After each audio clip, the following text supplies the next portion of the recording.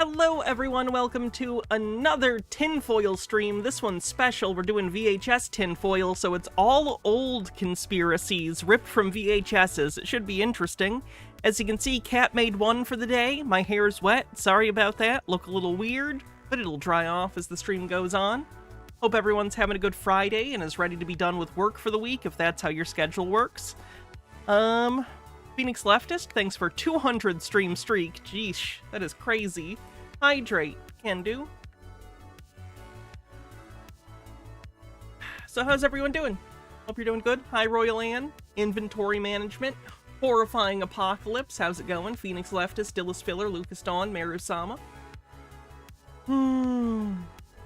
So, yeah. Without further ado, I guess let's just get into it today. All of a sudden, YouTube streams don't like VPNs. I don't know what YouTube's been doing. Very strange choices by them lately. Okay, let's start with... Dionne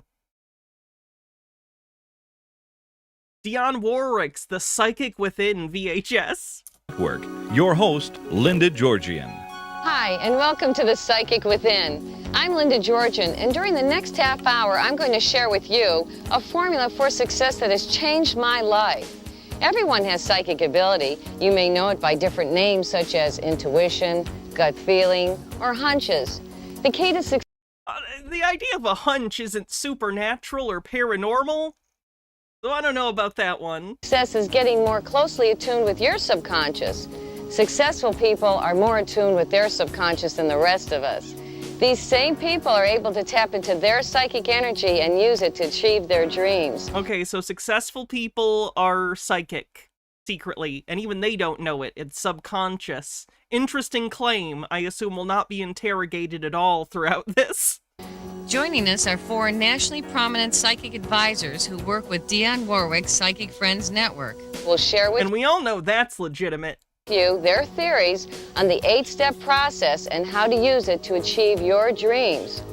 As you'll see, you don't have to be a professional psychic to tap into your psychic energy and be rewarded by its power.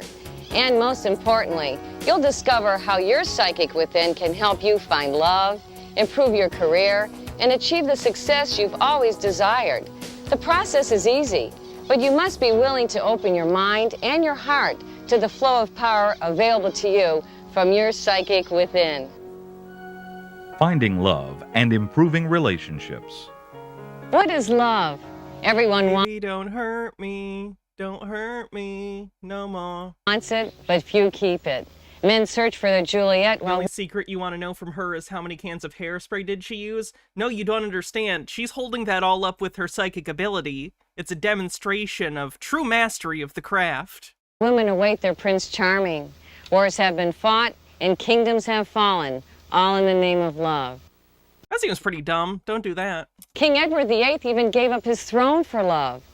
The heavenly Amber with a 150 stream streak says, hey Hannah, hurricane hit my area pretty hard, so I'm not sure I'll be here for the whole stream, but I wanted to hop on to say hello and of course maintain this magnificent watch streak. I hope you and yours are well. You too, chat. Stay safe out there. I'm sorry that, like, you're dealing with that. That sucks. bliss of love has long been described in literature. Love is the greatest feeling life has to offer. But how do you find love? How do you attract that man or woman of your dreams? The answer is simple. Your psychic within holds the key to finding your true love. If you're already married, your psychic within will bring your marriage to a new level of happiness. Oh, wow. So It's almost like no matter the situation, you have something to sell me. That's incredible. What a coincidence. listen as these psychics walk us down the path to a new understanding of attracting love. Visualizing. So many people that I talk to have a lot of unhappiness in their relationships. They match up with people that are difficult, or they match up with people that don't treat them well. And I think it's real important that you know what you want in a relationship, to actually visualize the type of mate that you would like to attract. And I do believe that it's possible to attract someone that really fits who you are. And I think that the one thing that you need to get in touch with is what's in your heart. A lot of people try and figure it out up in their head, what it is that they want. And I don't think it works that way. I think paying attention to your heart and your needs and your feelings, and not denying that that's what you need and what you feel. See this person in your mind's eye. Visualize how this person looks, the qualities that this person has, the sense of humor, anything that you really want to draw to you. And you send that out into the universe with all the belief, desire, and expectancy that this is what's coming into your life. Now it's... Oh God, it's The Secret. What do they call that? What's the stupid name for this? It was in the book The Secret, but there's a different name for it. It's used all the time by woo-woo people. Law of attraction. Law of attraction. Thank you, Tea Time Tea. It's not wishing and hoping and dreaming about it, but it's something... It's literally the belief that if you just ask the universe for something, it'll give it to you. That you know with all your heart... Which isn't how anything works. I promise you that. So, and really believe it. If that were true, I wouldn't have had to get a prescription to get closer to the body I want. And you know what? It's going to I asked the universe a lot as a kid for me to wake up as a girl. come to you. You need to pay attention to what's in your heart and really see what kind of person you would like. Do you want someone that has a sense of humor? Do you want someone that is kind, compassionate? Do you want someone that has more ambition, money? I don't think that anything is wrong with what you want, but I think that getting in touch with what you want is very important. I think closing your eyes and really seeing the person in front of you, and not just visually as far as what they look like, I think it's also important to know what they feel like. What does it feel like to be with this person? What does he feel like or she feel like? How does she sound? What does she smell like? What does she look like? How does she feel physically? And I think that the closer you are to finding your ideal mate corresponds with how much you visualize this person coming into your life. Decide what to change. You may be wondering, well, what do I need to change? Well, what is it that you're unhappy with in your own life? Okay, this is the slowest psychic tape in history. Let's try this one.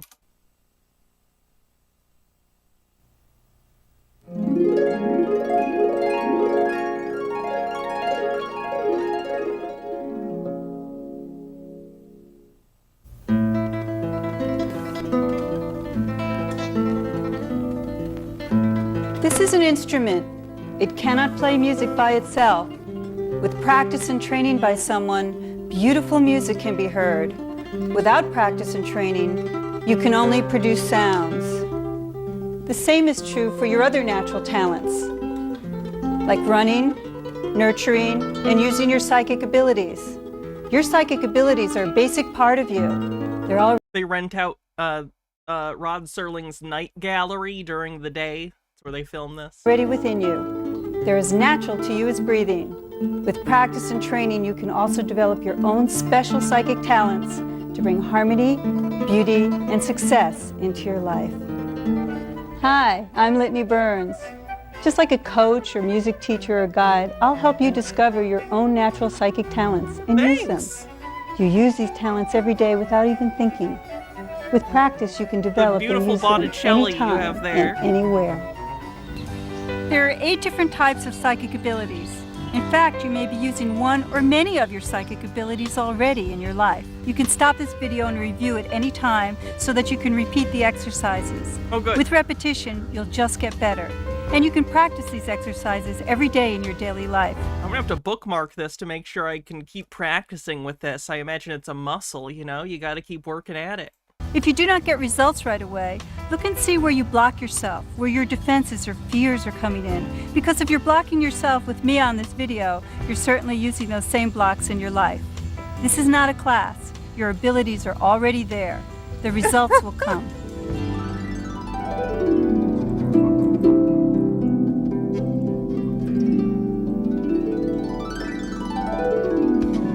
There are several exercises I like to use before beginning any psychic exercise to reduce stress and tension.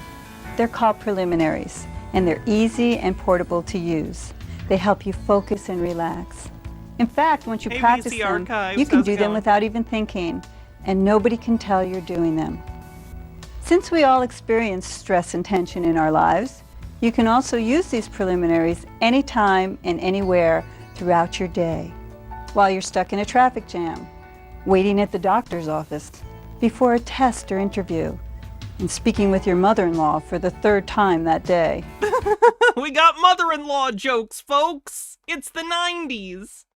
H. Baird says, my AP art history teacher would both enjoy the art choices and be dismayed at the subject matter. Let's practice this simple exercise called releasing excessive energy together. Situate yourself so that your body's comfortable. You can be I've never been comfortable one day in my whole life. How dare you? Sitting or reclining, and place your hands on an inanimate object.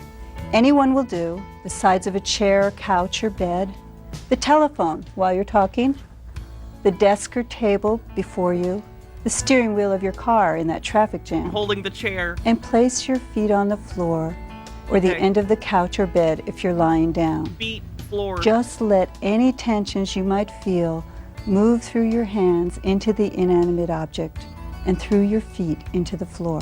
I don't think that's how that works. That's not how tension works at all. That's not how anything works. My feet aren't conductors of that into the ground. Also, I'm on the 2nd floor. Will that even work? I feel like, do I need to touch grass? I'm suspicious of this method. Just let it flow.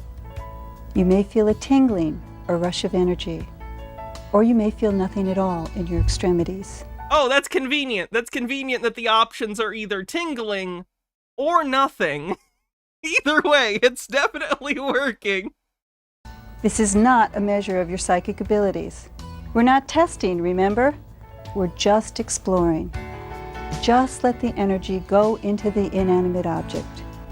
If you put your hands on your body or any other living thing, you won't hurt yourself, but you will simply put your tensions back into your body or living thing and have to start all over again. When you feel you wish to stop, just do so. See how calm you feel? You may come back to this exercise. Good advice in general. When you wish to stop, do so. Stop it. Get some help. Anytime you feel tense, before, during, or after we do a psychic exercise. Now let's try a little total relaxation. While you're calm, Who's this guy? Focus on your feet. Tighten your muscles in your toes. Why doesn't he get a stool? You guys got stools. I'm not comfortable with this. Feet. And now relax them. Let the excessive energy flow out through your feet into the floor. Tense your legs and relax them. Let those muscles release that energy. What is this set? They got stuck in a Windows 95 screensaver and they're desperately trying to develop their psychic powers to escape. Now tense your buttocks and abdomen, then release. Tense your chest and release. Your shoulders, and now release them. Now tense your arms and hands and fingers, and release the excessive energy. Tense your neck and your face, and relax. My secret, my face is always tense. Feel your I body. didn't get these excessive forehead wrinkles for nothing. Listen to your breathing. Your psychic abilities are already there. We're just getting relaxed and ready. Let's try focusing. I want you to visualize your spirit around you and inside you as if it's a nice sun, or a cloud, or a rainbow, or a color, or a light.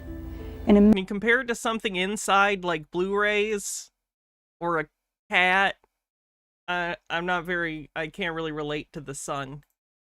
Problem solved. Grass flip-flops, that'll do it. That'll do it. I'll never have to go outside again. Imagine yourself being completely filled inside your body with your spirit. Your spirit is a working part of you. It's already inside of you, but I want you to be aware of it. It's through your spirit that you use your psychic abilities. These simple preliminary exercises help you stay calm and balanced with anything you encounter and help keep you open to experience even more of your talents. But don't worry, we'll be practicing them together with every exercise so that they will become second nature to you very quickly.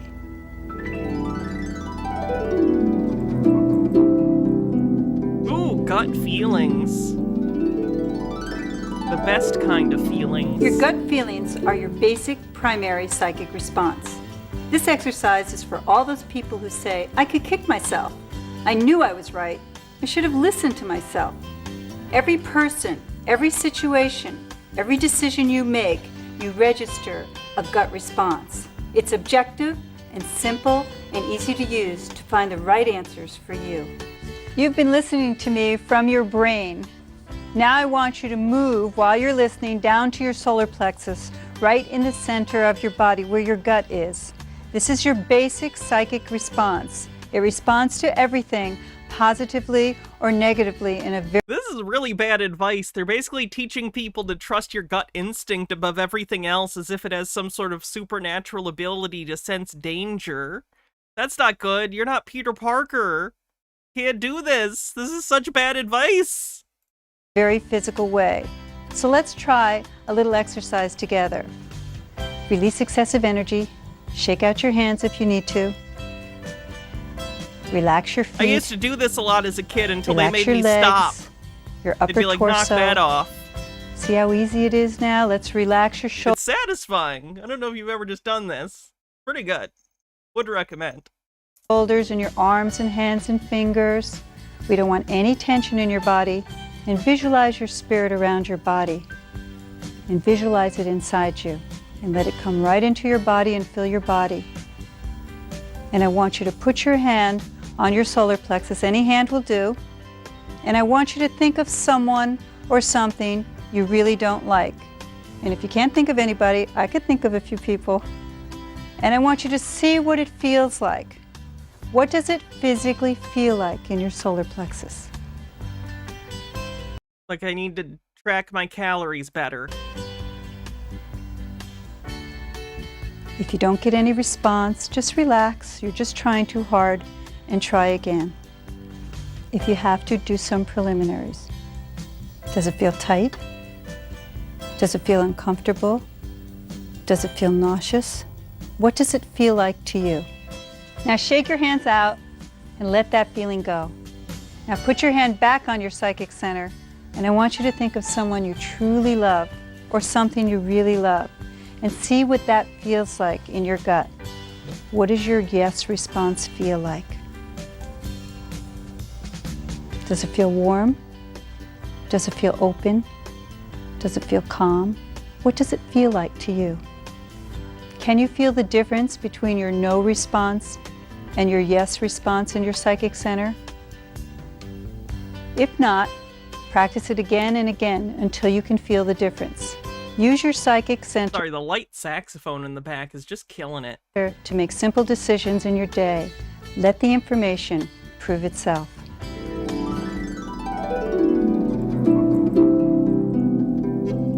Ooh, sensing versus feeling. I'm interested in what they think the difference is. There are two parts to every person, your body and your spirit. But what is it like to be your spirit? What is the spiritual part of you? If you really want to see how spirits work on this level, watch an animal or a small infant. They use their sensing abilities like a spirit for survival. See what Have you seen how bad babies are at survival? They'll get themselves killed constantly. Don't take advice from babies. Babies are idiots. No offense to the babies, it's not their fault.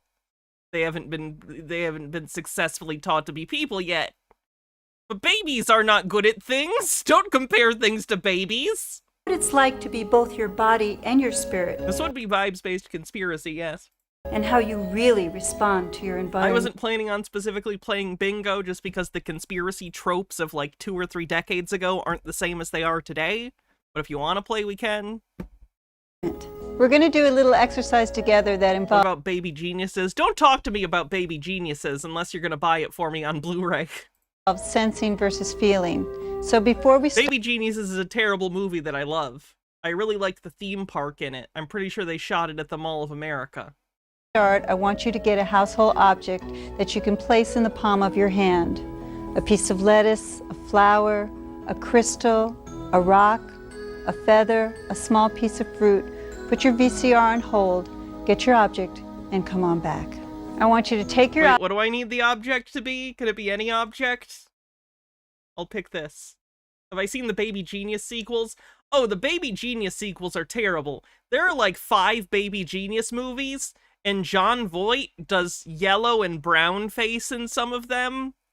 It's really bad. It's really, really bad. I think it's like the 4th Baby Genius movie he does the yellow face, brown face. Anyway. Object now and put it beside you for a moment, and let's practice preliminaries. Let's release excessive energy. Just let it go right out of your body, through your extremities, No, through it your wasn't feet into Super the... Babies. He's in the sequels after Super Babies. Super Babies is, I think, Baby Geniuses 2. He's in Baby Geniuses like 3, 4, and maybe 5. floor, and I want you to just focus on your feet. He's also in Megalopolis, the new Francis Ford Coppola movie, so that's good. You to relax your feet, relax your legs, tighten your muscles and relax your abdomen and your chest, tighten your shoulders and relax them, your arms and hands and fingers and relax them. This is not a test. Let's relax your neck, your head and your face. I'm literally incapable of doing that. And Please stop visualize asking. your spirit around your body. We're going to see what your spirit feels like and bring your spirit in your body so you can feel it. Where else would it be?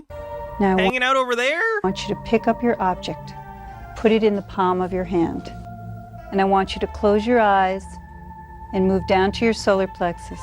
Oh, H-Baird says, plot twist, the last lesson is her showing how to shoot Hadoukens. And I want you to sense the object. Okay. See what it feels like. Juggling ball. See what impressions come into your head. Juggling ball. You're experiencing the object the way your spirit would experience it. Just sense it and see what you feel. What does that mean? Spirit, most of my fun. There's a juggle command, fair enough. Kind of walked into that one.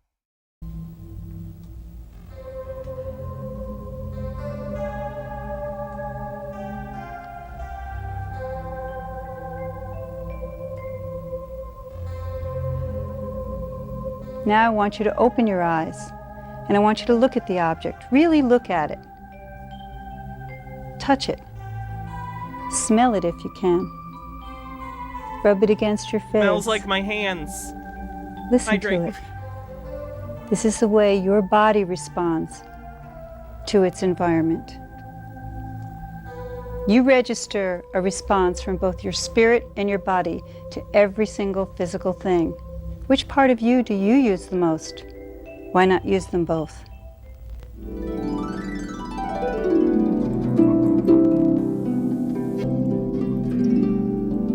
I don't even know who Wolfman Jack is. Oh my god. Hold on, I'll save this for a normal VHS stream. Yes, they caught us napping. Oh, he's the DJ guy.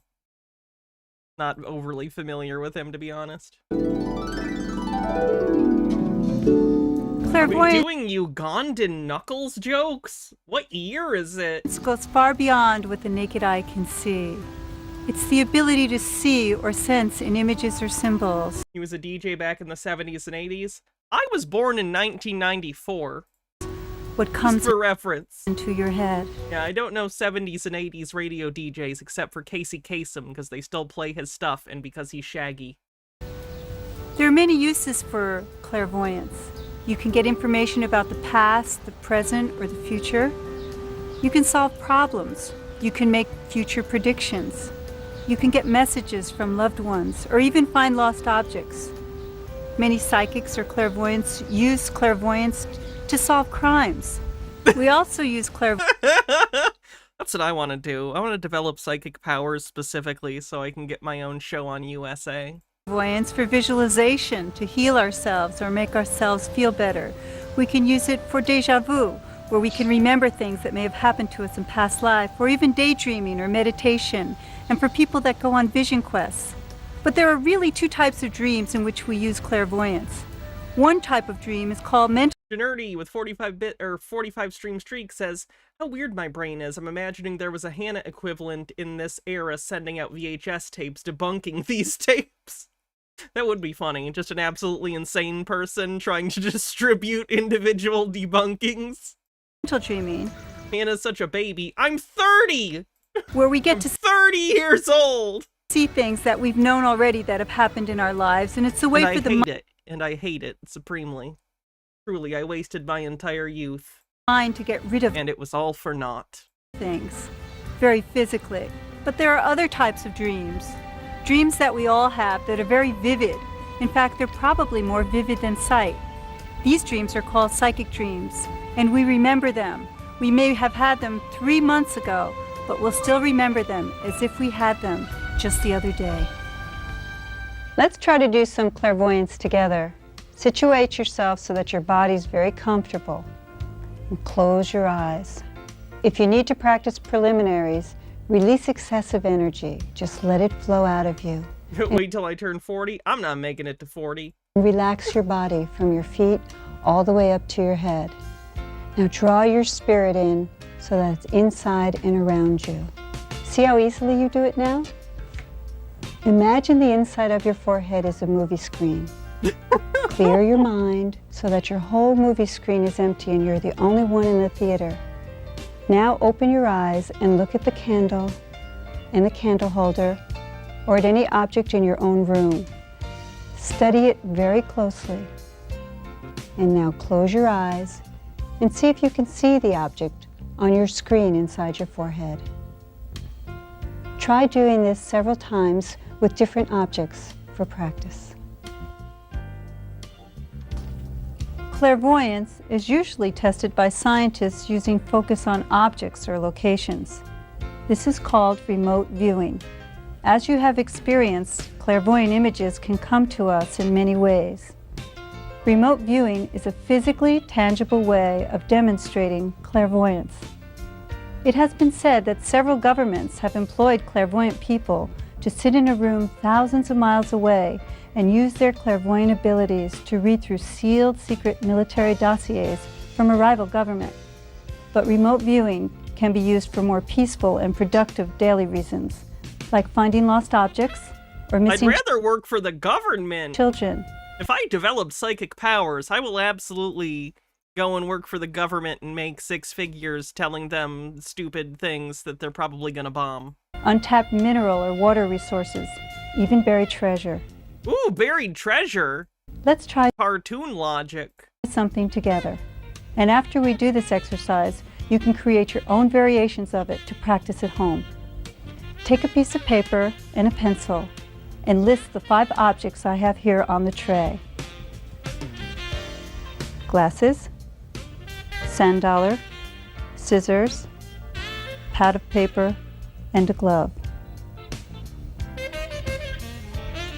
And study the objects for a minute. Make yourself familiar with them.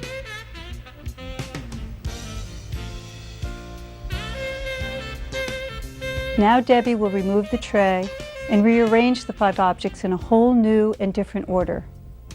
You're going to... Elk Owl asks, why can't you see objects, images, and scenes in your mind? Is that something you're born with, or did it develop that way? Does it mean reading books or theater of the mind tabletop games are hard to engage with? It's just something I've never been able to do. I don't know why. And yes, it makes reading books and tabletop much harder, because I don't picture things. So I'm just there, looking at words in a book. I prefer audiobooks, but it doesn't help me picture things. That's just ADHD reasons. use your own clairvoyant abilities to see just where each object is on the tray. And while Debbie's arranging the objects, let's do some preliminaries together. Release excessive energy into an inanimate object or shake your hands. Just let the energy flow. Relax your body. Feel your feet.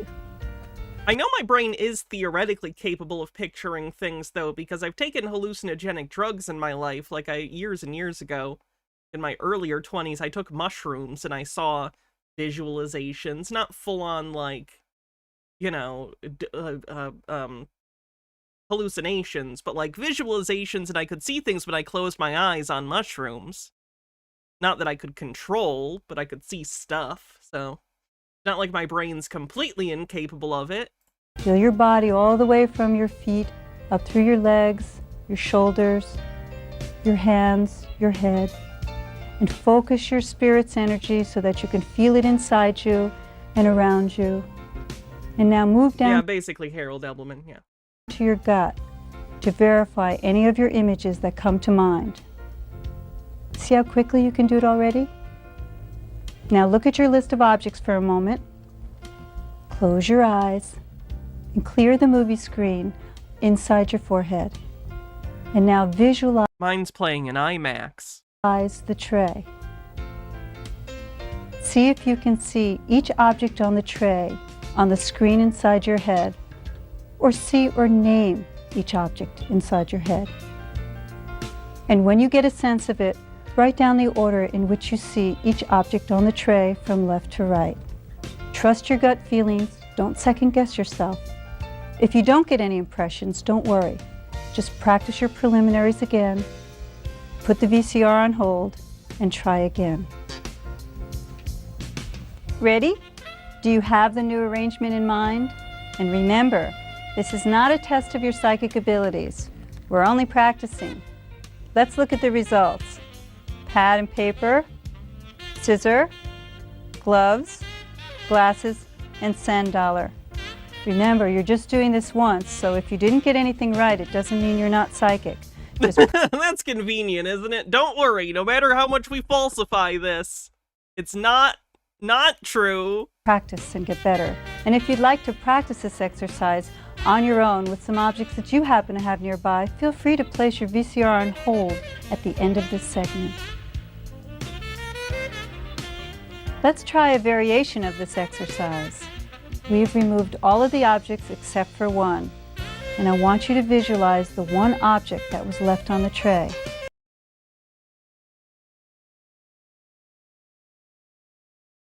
Sand dollar. Ready? Practice preliminaries if you wish. Release excessive energy. Relax your body. Visualize your spirit inside you. Clear your mind and focus on the one object. How can you do this alone? You can't. You can only be psychic if you have friends.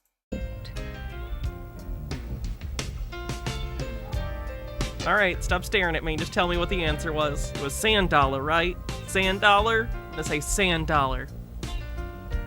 Jeez, oh god. Okay, just let's staring. see the object. How many of you guessed the glove? Ah! Damn. Luckily, as she pointed out, it doesn't mean I'm not psychic, so that's good.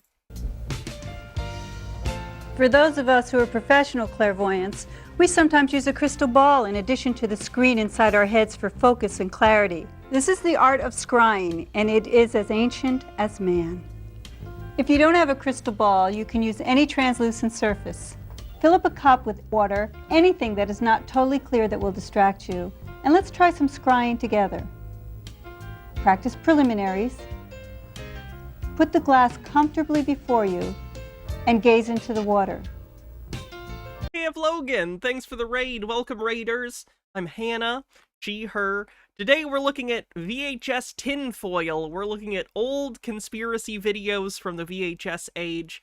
I tend to look at conspiracy stuff or right-wing nonsense and laugh at it and talk about it with people in chat. So welcome. Give me a follow if you'd like. If you haven't, make sure you check out KF Logan 1875's channel here on Twitch. You can gaze until your eyes go unfocused and images or impressions Right now we're learning to develop our very real, not fake, psychic powers. Come to mind or can be seen, or you can gaze into the water for focus and close your eyes and see what you visualize on the screen inside your forehead. Find your best way of using your clairvoyant talents. If you would like, focus on a question you or another person might have, and then look into the glass of water and see what impressions come to you.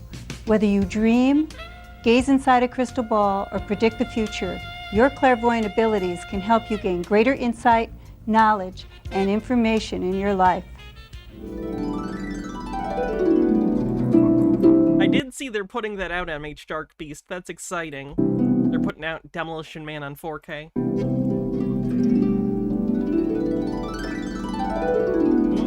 Us. Probably a good time to pause from that and move on. We spent a lot of time on that. So let's see what else we have. We have some UFO stuff. We have a ghost video. We don't cover ghosts a whole lot, even though I vehemently hate the concept of ghosts. Satanism report. Ooh, the haunted Toys R Us is great. I think I've shown this to you guys long time ago, like when I first started doing VHS streams, but this is hilarious, so we need to watch it.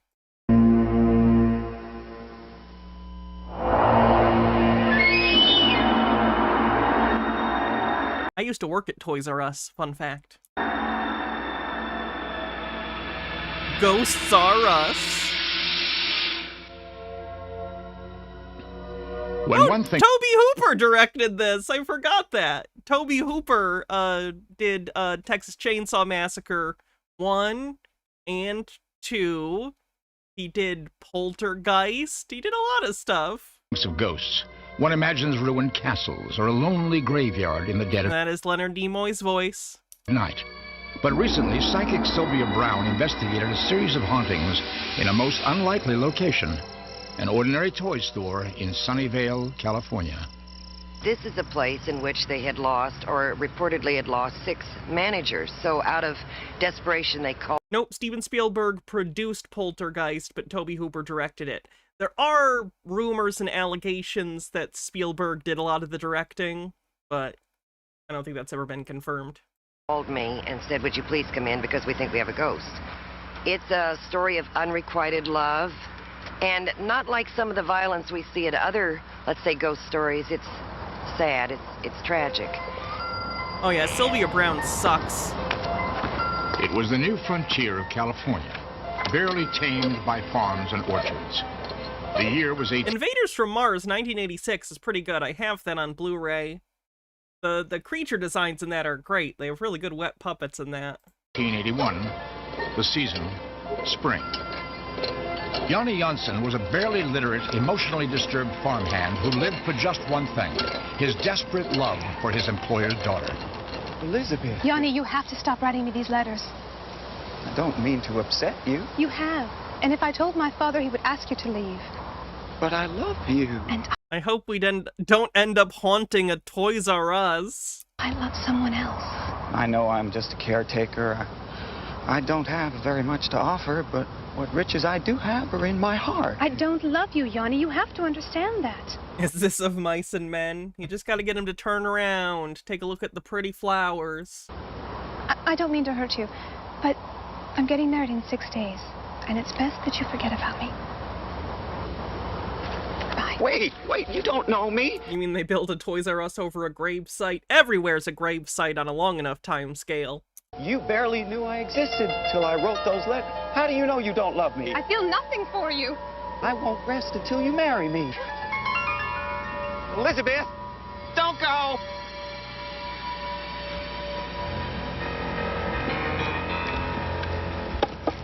Oh, is he immediately gonna murder?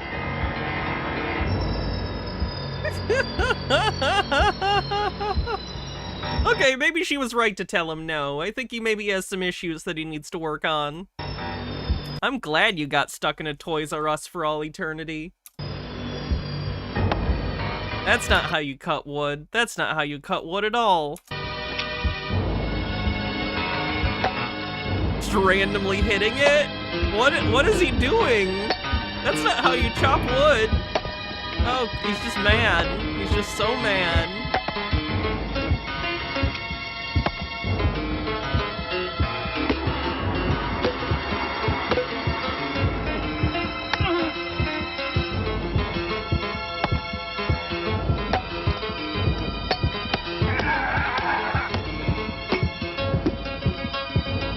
We get it. Oh! Well, I don't know who he could possibly blame that on other than himself, so that's good.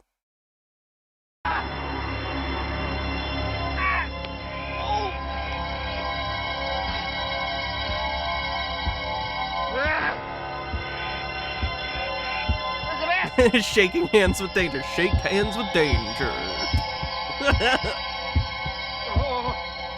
Be cool about X safety. Yeah. He's just gonna die right there. Time. I'm imagining him going through a Joaquin Phoenix-esque ghost story, and now he's just in a Toys R Us. Passes, as time will. What was once an orchard became a busy toy store. By the way, if you haven't seen Ghost Story with Joaquin Phoenix, please watch it. It's a great movie. Filled with the especially if you like long scenes of people eating pie. Sounds of laughter, the hum of cash registers, and the presence of something else. Something that cannot easily be put into words. Hello? Is anybody there?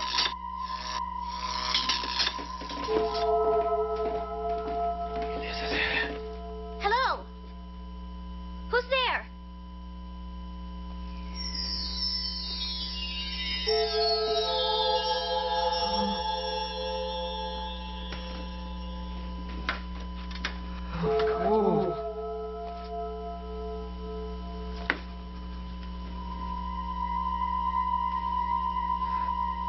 It'd be funny if it was a spirit Halloween now.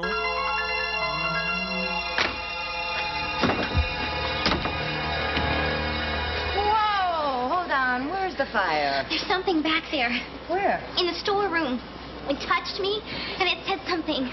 Oh, what touched you? Excuse me, are you the Was manager? it Carl again? Yes. There's I've warned him. something wrong with your bathroom. The water comes on by its... The joke is that workplace safety for women wasn't a thing.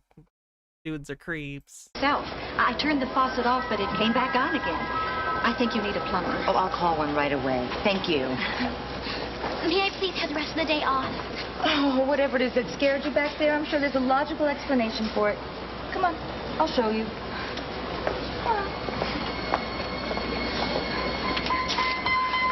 Oh, it's only the storeroom. Nothing to be afraid of.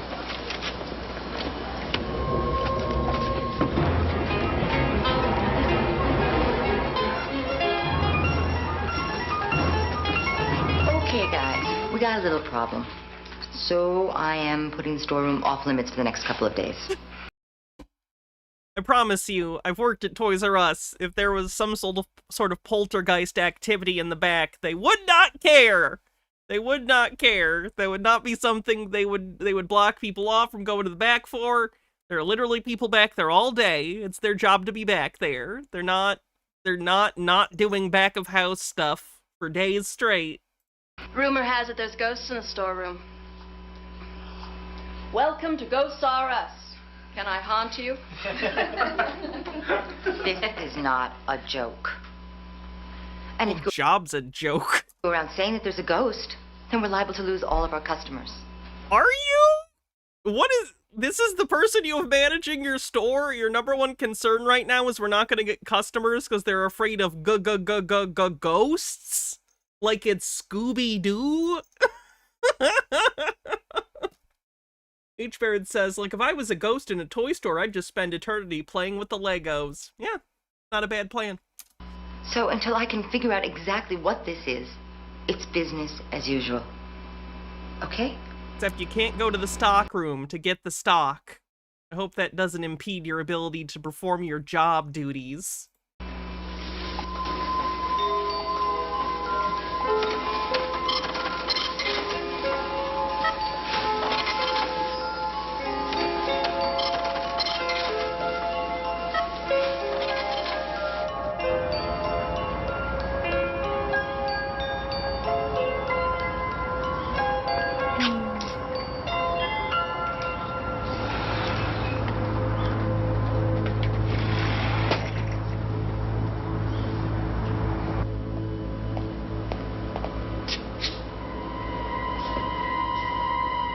Bill. Did you stack them like that? No.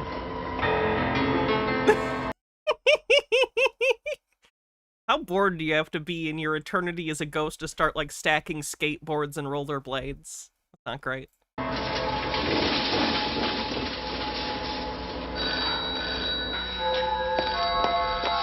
No human could stack roller skates in that manner. Toys R Us. Hi, it's me. Margie and I are at the school library. We're trying to figure this thing out. And we just found out some really interesting information. A long time... You are paid minimum wage at Toys R Us, and you went in your own free time to the library to look at fucking microfiche or whatever to discover the backstory of the haunting at your workplace? Oh my god. Time ago, some people named Elizabeth and Martin Murphy lived here in Sunnyvale.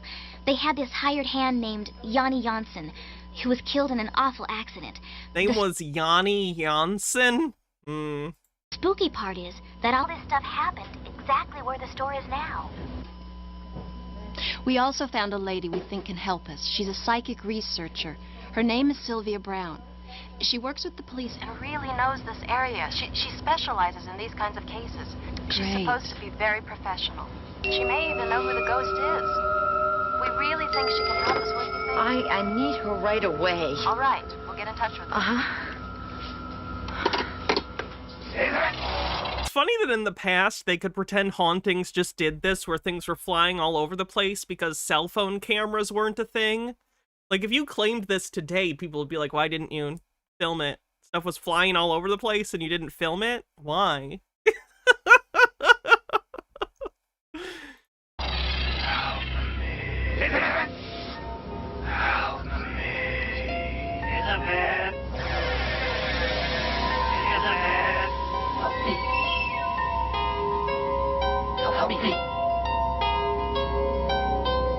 From what I can tell, this has all the signs of a real haunting.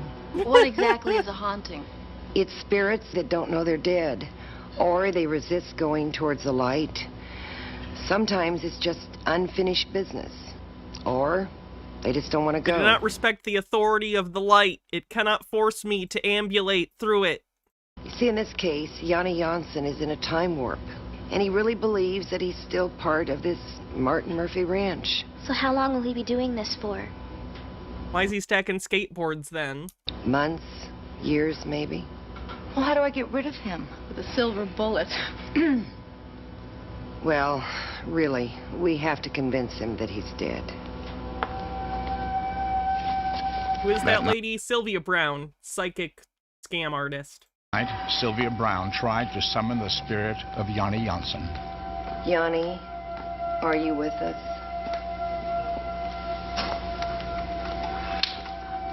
Yanni. Maybe he thought it was wood he cut. What a strange... I need to understand the metaphysics behind that. So you're a ghost, but it makes your surroundings look like what it was, but it also maps one-to-one on the things that are actually there. I don't understand how that would work, or why it would function that way. That doesn't make sense. That lore makes no sense. For me.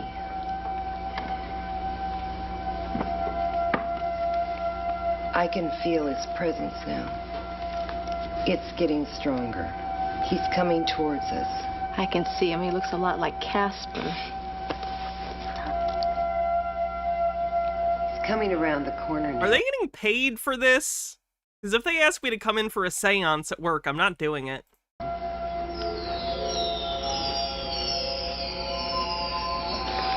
Hello, Yanni. Come closer so we can see you.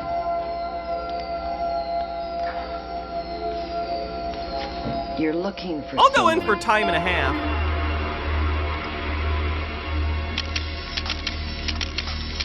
Her name is Beth.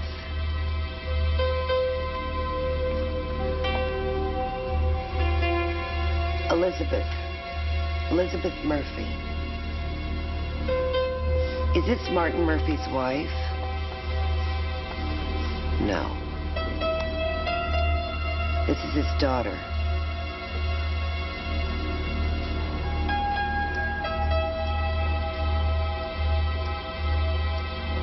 I'm sorry. No, she's not here. I know you loved her. It wasn't into you. She's very beautiful. Yes, I know how you can find her. She's on the other side. She's gone towards the light.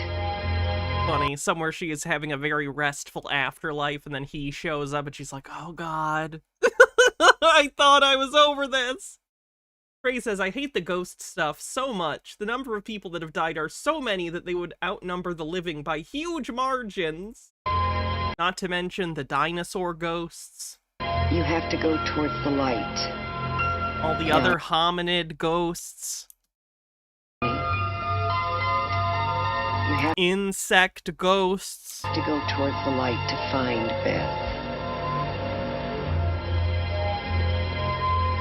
Yanni, go towards the light. Tree ghosts.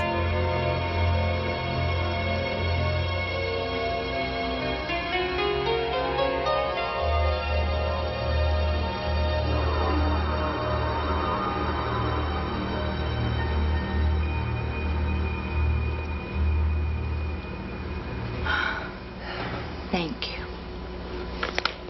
Hopefully he's gone. Good job. Good night. Good night, good job. Hey, drive safe now, okay?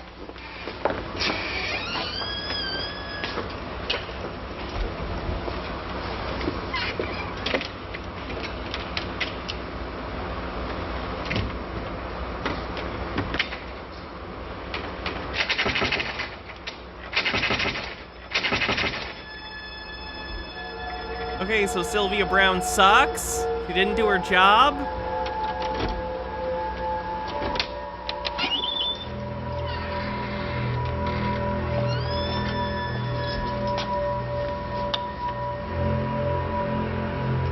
Is anybody here?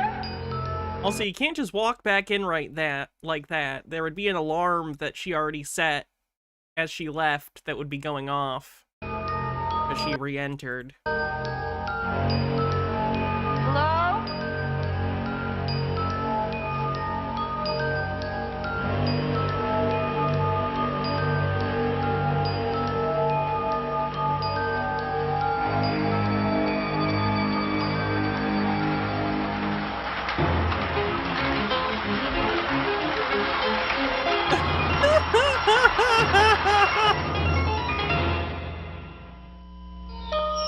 Yanni's appearance in the 1982 seance, as evidenced by this famous infrared photograph, was not his last haunting. Wait, what? In January...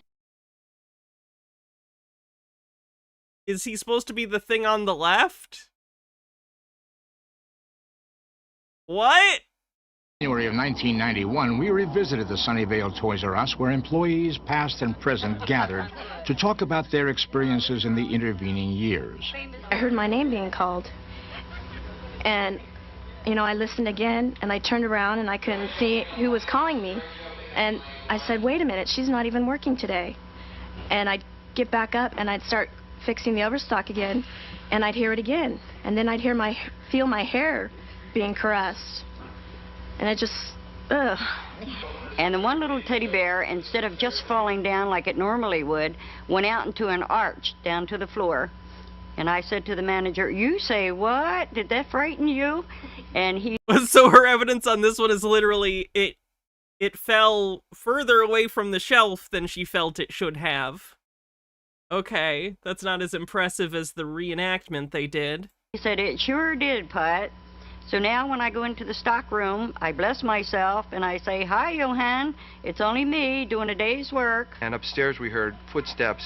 What's that quote from Blazing Saddles? They're the salt of the earth. They're the new folk of the American West. You know, morons. Very loud footsteps, thump, thump, thump, thump. And I looked around and counted 1, 2, 3, 4 to make sure we were all there. And we were all there. And I asked one of the employees, I said, let's go upstairs and check it out. He's all, no way, I'm staying right where I am. I had gone in to use the restroom, was in one of the restroom stalls, heard the door open, heard the water turn on, kind of looked under, saw nobody in the restroom. The water turned off, the door opened, and I refused to use the restroom the rest of the 6 weeks I was here. Someday, of course, he will leave. Maybe Beth will come for him, some loving entity will grab him. He'll go on to the white light, but until that time, he still walks up and down these halls looking for his lost love. It's an REI now. I wonder if they've experienced any hauntings. Alright, I'm gonna run and use the bathroom real quick, and then we'll continue on, oh boy, with a video called Lady Catches Glimpse of Other Realities and Dimensions on Film. I'll be right back. Be cool, chat.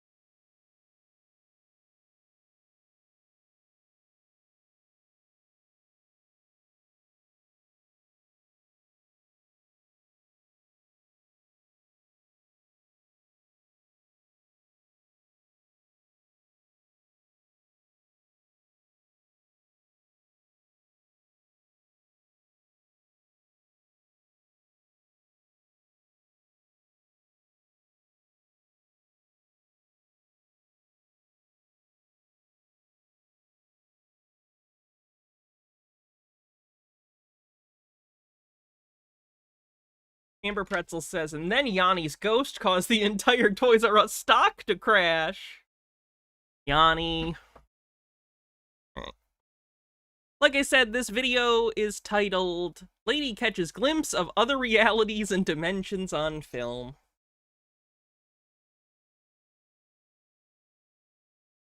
Stella Lansing records what appear to be images from another dimension. We've all had strange things show up on our pictures. Glitches, scratches, strange patterns of light and shadow. Weird images are bound to show up every once in a while, but researchers in the field of paranormal photography believe some of these photos are actually a window to the supernatural. For 30 years, Stella Lansing has captured bizarre anomalies on film and videotape. Nearly every single time she takes a picture or shoots home movies, strange images appear. Here, a severed arm mysteriously floating in front of this woman's head. She's just a really, really bad photographer. Strange facial lesions mark her own self-portrait. A mysterious monk appeared while she was taping a television special about Queen And I'm pretty sure it's a double exposure. Elizabeth. There's a series of unique clock-like images that defy cinema and time logic, and defy cinema and time logic. were unheard of in the field of paranormal photography until now. I probably didn't realize that it was any kind of a gift or anything in the beginning. I was just trying to get proof of what I was seeing. I tried with every kind of camera I had. And as this went along, I asked someone if only I had a movie camera, and they let me borrow theirs. And that's when I started to get my very first nighttime sighting. There is usually a rational and mechanical explanation for what produced a given image on the film, as opposed to a supernatural answer. The idea that Stella was experiencing more than just mechanical failure first occurred to her while shooting these high-tension wires near her home in Massachusetts. Suddenly, this burst of light came off of the knoll where I was just facing there and shot up. It seemed like in that direction, toward the moon, in the direction of the moon, south, southwest. And as it did, all these multicolored lights were flashing. And that's when I got this object that looks like arms sticking out. A frame-by-frame analysis of Stella's Super 8 film reveals these astonishing images. A group of 4 men, which photo experts have named the occupants. In the 20 years since this Super 8 image was captured, photo analysts have debated its authenticity. I took the footage of the occupants to the Brooks Institute, the prestigious photography study center in Santa Barbara, California. What could affect a photographic negative like that? A stray light entering from a small hole near the camera lens, possibly some kind of after effect when the film was taken out of the camera, some kind of a very fine, hard, and short light strike that produced those patterns. 8mm motion pictures are so small, frame by frame, that it's virtually impossible to fake them without a sophisticated laboratory and animators. You'd have to run a Walt Disney studio to do it. A person like Stella I find that hard to believe. Lansing could not do it. Even more mysterious than Stella's Super 8 image of the occupants is what happens when the film is transferred to videotape. Then, unidentified voices suddenly appear.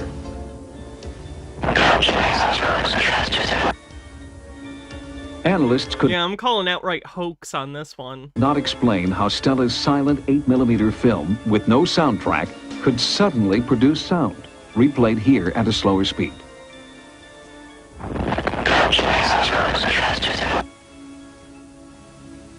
With no technical knowledge of photography herself, Stella searched for someone who could explain the images in her photos. Dr. Bertold Schwartz, noted psychiatrist and author, took her case and has been studying Stella Lansing for 21 years. When I first met Stella, I became more and more curious because here is a human being that gets these things, the kind of things you read about in the paper, but is seldom documented as one would prefer. In fact, it was Stella's meticulous records that set her apart. For 30 years, she had kept detailed logs of all her photos and films.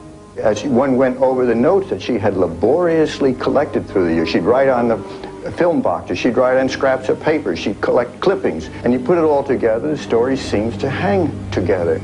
And we have to ask the question, how do we explain it? Questions and questions and questions, but then it becomes fascinating, a real mystery of the first order. Some of Stella's most bizarre images are referred to as the clock series, images captured on film that surround such things as airplanes and church steeples, appearing at night and during the day. Strangely, when the single lights of the clock formations are enlarged, they reveal spacecraft-like images, and even that spacecraft-like images. H. Baird says, if anyone here doesn't think they're smart enough to pursue their dreams, this guy's a doctor. more astonishing, these so-called spacecraft extend beyond the edge of the film frame. It overlaps the frames. Indeed, the time-space barrier is smashed in some way by this housewife. Kind of just seems like when she was developing the film, she did a specific thing to it in order to get that effect for attention. Ran the clockwork patterns on Stella's photographs. What do you make of them? I can find some rationale in calling them a mechanical problem in the camera. Some of the They were put over the film after the fact. Yeah, it's a hoax. consistencies from frame to frame indicate that the exposure was produced. Spokane Dogman says this show Sightings got canceled partially because they were exposed for faking a lot of the stories they covered. I'm shocked. I'll have you know I'm shocked. Not in the camera, but somewhere as a light leak entering the camera, or some other pattern. The pattern appears to be very similar, but not always the same. But Stella Lansing still got the clock-like formations when she used 6 different cameras, 2 different types of film, inside, outside, in daylight, and at night, in 5 different states. She even succeeded when her camera was switched for another at the last moment. So could Stella Lansing be somehow affecting her film subconsciously? To find out, Dr. Schwartz has subjected Stella to psychiatric evaluations and brainwave analyses. You have a lie detector? I know lie detectors don't work. Now that she's a liar. Harold Elbelman says a bit of a lore dump, but F it, in the Dresden Files BK3, I assume that's book 3, there's a spirit world, the never, that's tied to but not shaped like the real world, and what's over the generally depends on wibbly factors like the vibe what's there. When a poltergeist moves in or never leaves, it's usually a place of similar energy where they can set up a desmain, an area that looks like what they want. If you confront them, maybe they'll be bleed over and Yanni could axe you in the farmhouse. In 1971, Sounds like a cool book series. Dr. Schwartz himself filmed this breakthrough field study. He and Stella journeyed from Springfield, Massachusetts to Munson Hill, to the power lines where Stella first photographed the occupants. Stella's saying, so they're going to come, they always do. And by golly, we see these 2 orange or reddish-orange globes. First there's 1, then there's 2, they're blinking, they seem to hop around. Aim my camera at it, I hope I'm capturing this, I don't know. What does this mean? This causes me to believe that either there's some type of mind projection, either she's somehow projecting these images onto the film from her imagination, from her own mind, or that... I agree with the headlights thing. She somehow exposed the film to, like, headlights or something. I don't know what she was specifically doing, but it seems like they just fucked with this stuff and made hoaxes. Another theory, which is certainly not provable, not by me anyway, Could things exist in another dimension in a borderline way where they flicker in and out of our dimension? 21 years later, we accompanied Stella to Munson Hill, the site of her original photo expedition. We wanted to see if Stella would get the same paranormal images under our own controlled conditions. There's some kind of interaction here. Whatever it is, I don't know what it is, but for some reason, it's just like when I'm driving, I seem to know where to look. I mean, I don't have eyes in the back of my head, but I seem to know when to look somewhere, and I look like that, and there it is. Stella also took still photos of our sightings producer and camera crew, and surprising results occurred at the Palmer Photo Lab, where Stella's film was developed. The first thing their technician ruled out was light flare. This is what's interesting right here. This seems to have solidity to it here. It's almost an oval shape. And right here also has the same thing. That is her camera, not a controlled condition. Yeah, she could, I don't remember the specific details, but I know back in the day, the way they used to do photo fakery sometimes was sort of pre-expose the film. So they might like she did, where it was potentially holding up a piece of the film to like headlights and then really quickly exposing it and stopping it. And that way, when she takes an actual picture on that particular piece of film, the lights will already be there, but the rest of it will remain undeveloped. I don't know, or unexposed, rather. Really strange. It has all the attributes of classic camera flare. But all the light was behind Stella, not behind the subject. There appears to be some sort of a light source just breaking over her shoulder. But it would be visible to the naked eye. It would be like a flashbulb or something. It could have been a very transitory event, very short in duration, where the human eye and brain in combination just didn't recognize it, but the film did for whatever reason. I believe in what I'm doing, and I know there's something out there, and nobody can tell me it isn't. Debate continues on what is actually appearing in Stella's films. We'll keep you updated on the results of future investigations. Very legitimate. Thank you. Appreciate it.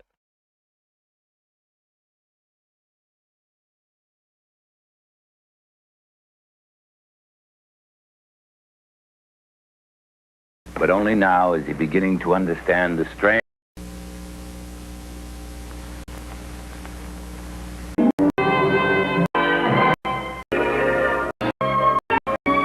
space. Man has traveled to the moon. He's explored outer space. He has studied this earth from pole to pole. But only now is he beginning to understand the strange and mysterious powers said to exist in all of us. Powers known as ESP, or extrasensory perceptions, or simply psychic powers from the Greek word psychikos, which means of the soul, spiritual. We have all heard of these powers, of men who can bend metal with the powers of their minds, of thoughts mentally transferred through the air, of thoughts even being photographed. We've heard of spirits walking, of ghosts talking. We've heard of prophets foretelling the future, of psychic investigators solving crimes, of people's spirits traveling out of their bodies, of reincarnation. We've heard about these things, and some have been skeptical. Skeptical but tantalized, intrigued by the possibilities. In this motion picture, we're going to examine these possibilities. Our camera teams have traveled around the world collecting the evidence. Great effort has been made to scrutinize this evidence to assure authenticity. We are going to examine firsthand if these phenomena are fact or fiction. Even better, you could have done that before you made the show, figured out it was bullshit, and then not made the show. From the beginning of recorded history, there is evidence that man has always possessed psychic powers. Really? That's the claim we're going with? All right. Proof of this can be found among the Earth's few remaining primitive cultures, such as the Stone Age Aborigines in the Australian outback. Anthropologists report that people here are capable of transmitting and receiving thoughts telepathically, often across hundreds of miles. Early civilizations like those in Egypt and later in Greece and Rome called upon clairvoyance to interpret the past or to see into the future. They did? Wow. It's amazing that you just said that, like it's a demonstrable fact that's agreed upon. Wow. I'm offended on behalf of someone. I don't know who should be offended by that, but damn. These clairvoyants were called oracles, or soothsayers. And like people today, they sought visions of the future in crystal balls or in the bumps on a man's head. Oh no, phrenology. Or in tea leaves, or in the stars. It has been man's desire to know his future, even his future after death, that has impelled his quest for the truth about his psychic being. He has relied upon psychics, sometimes called prophets, to tell him about this future from the days of the Bible to the days of Nostradamus. Nostradamus was a 16th century physician whose cure saved hundreds of lives from the plague that spread through France and Italy. He's remembered today, however, because of the poems he wrote, poems in which he foretold the events of the future. Except he didn't do that. He just wrote a lot, and people fit things that have happened since then to his verse. He foretold of the organization and failure of the League of Nations 500 years before it happened. I promise he didn't. He wrote about the rise to power of Adolf Hitler and the Third Reich. He didn't. He did not. Again, I cannot express to you enough how he did not do that. I think this one comes specifically from a mention of a hister, Hister, which they have decided is Hitler. Apparently he has the psychic ability to see hundreds of years into the future, specifically enough to see individual people and their political aspirations, but not enough to get their name right. He foretold of the abdication of King Edward VII of England for the woman he loved. Again, no. He predicted the atomic bomb. He did not.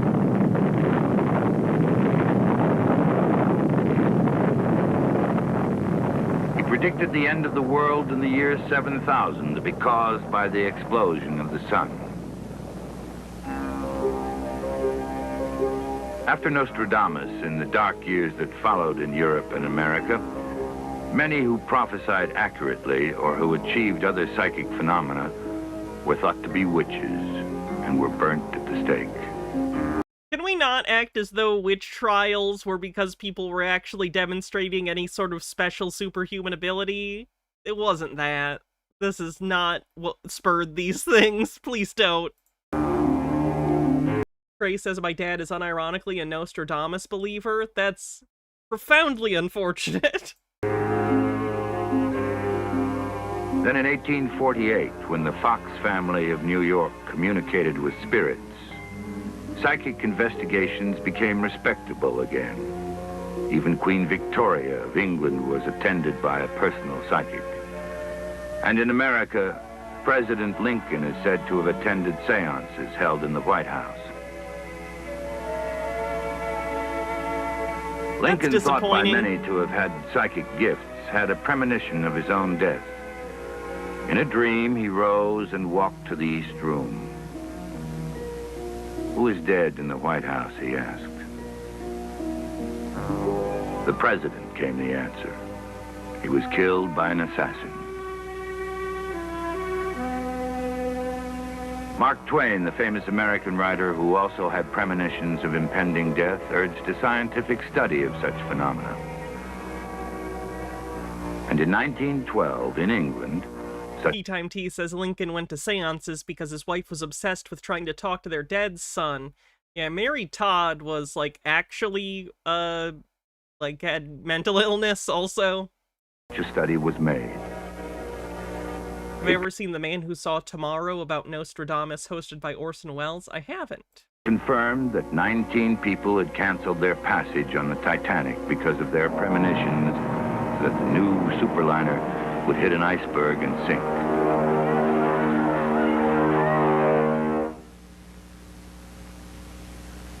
Scientific study and documentation of psychic phenomena continues today in the age of Apollo, with telepathy experiments being conducted on flights to the moon.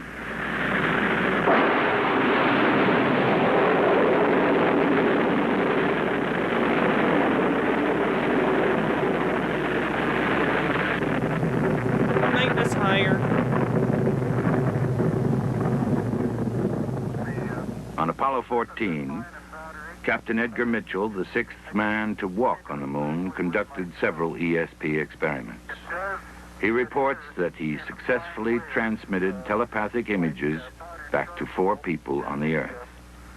Yeah, I don't know if they actually tested that.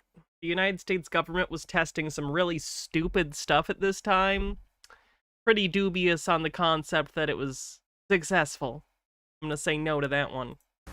Mitchell is now president of an organization committed to the study of psychic phenomena. I feel that the study of consciousness and the study of mind is offering enormous hope that we might, in the not-too-distant future, start to answer some of these ages-old questions. Psychic research, or psychical research as it's more appropriately called, is one aspect of this. It is allowing us to demonstrate, using the tools of science, that there are faculties of man's mind that we have never understood as scientists. A very important set of faculties. There are many words going along with this: clairvoyance, precognition, ESP, telepathy, psychokinesis. These are things that we can demonstrate in the laboratory, and we can use the time-honored tools of science, of objective methodology, to investigate them. The science for studying psychic phenomena is called parapsychology, and its most preeminent practitioner is Dr. Joseph Rhine of Durham, North Carolina. Here in one of Dr. Rhine's seminal tests, pioneered in his lab at Duke University, a sender is... This is, of course, the inspiration for the opening to Ghostbusters. If you've seen Ghostbusters, where Venkman is doing this test with a lady and an unfortunate gentleman who continually gets zapped by Venkman, even though he doesn't deserve it. Yeah, so this is a real thing that people tried to use to demonstrate psychic ability. trying to telepathically communicate the identity of the cards to a receiver. Change. The series of cards is run hundreds of times to eliminate the possibility of chance. It's also the basis for one of the mini games in Super Mario 64 DS. Remember the one where they have you guess what's on the other side of the card? And it's like a star or a mushroom or something. Based on this. The results, sometimes averaging 18 correct answers per 25 cards, indicate that at least some people do have telepathic powers. Or some people just get lucky. Like, can you repeat that? Because if you have, I don't know, let's say you run 1,000 people through this, some people are just statistically, randomly going to get more correct ones than others. You would have to demonstrate over and over again that certain people have the propensity to get them correct more than others. Not just randomly, but continually, over and over again, that it's like a trend with individual people. Oh, there's two, right?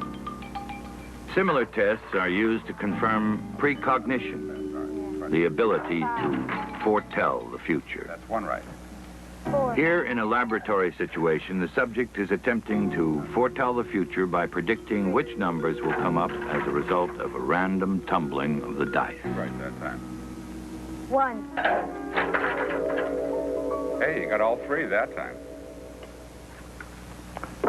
This man, Jerry Termel of Lake San Marcos. Ryan Cooper says a meta-study found that the person on the other side of the screen would sometimes unconsciously help get cards right. Interesting. California does not predict which way the dice will fall. He has, under laboratory conditions, actually influenced their fall, moving them only with the power of his mind. We brought Jerry to this studio to see for ourselves if he can really influence the fall of the dice. I can do it. I got a system, man. All right, Dr. Landy will roll the dice. Now, you please call out the number you're going to force the dice to roll to. I'll call the 7, sir. 7.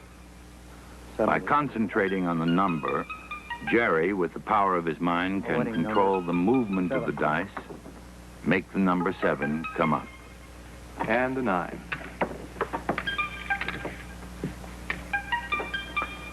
Sure, wedding point. 7. I don't know how many times they actually had to film this. Because he definitely doesn't actually have psychic powers. Such controlling or moving... Did I ever watch the upload of the cult with the underground cities on Mars? I did. I don't think I watched the whole thing, but we did watch a good portion of it on a cult watch. It was incredible. Of objects with mental energies alone is called psychokinesis. And Jerry has proven that he can successfully use this power 60% of the time. An average more than double that of chance. At the University of We California, can only use these dice, though. These specific ones. Don't ask him why. as at universities around the world, researchers like Dr. Charles Tart are making continuous efforts to extend the study of psychic phenomena. Here, Dr. Tart is attempting to send a number telepathically to the receiver in a second room. Dr. Tart is proving a new premise that extrasensory perceptions increase when the receiver can immediately see his success. In these tests, subjects hit with a greater frequency than before. At Maimonides Medical Center in Brooklyn, New York, new research is now being done in dream telepathy. While a receiver sleeps in another room, monitored by electronic brainwave machines, a sender concentrates on a target picture, trying to infiltrate his thoughts into the receiver's dreams. Michael, wake up. Can you tell me what's been going through your mind now? Yeah. I was at a circus and was laughing at a clown in a big red suit. He was making me laugh. He was very jolly. And he was holding these 3 big red balloons. And it was a holiday, Christmas or the 4th of July. That's it. That's all I think. Okay, thank you. You can go back to sleep now. In the experiment that you just What do we learn from the clown dream? saw, Dr. Stanley Krippner.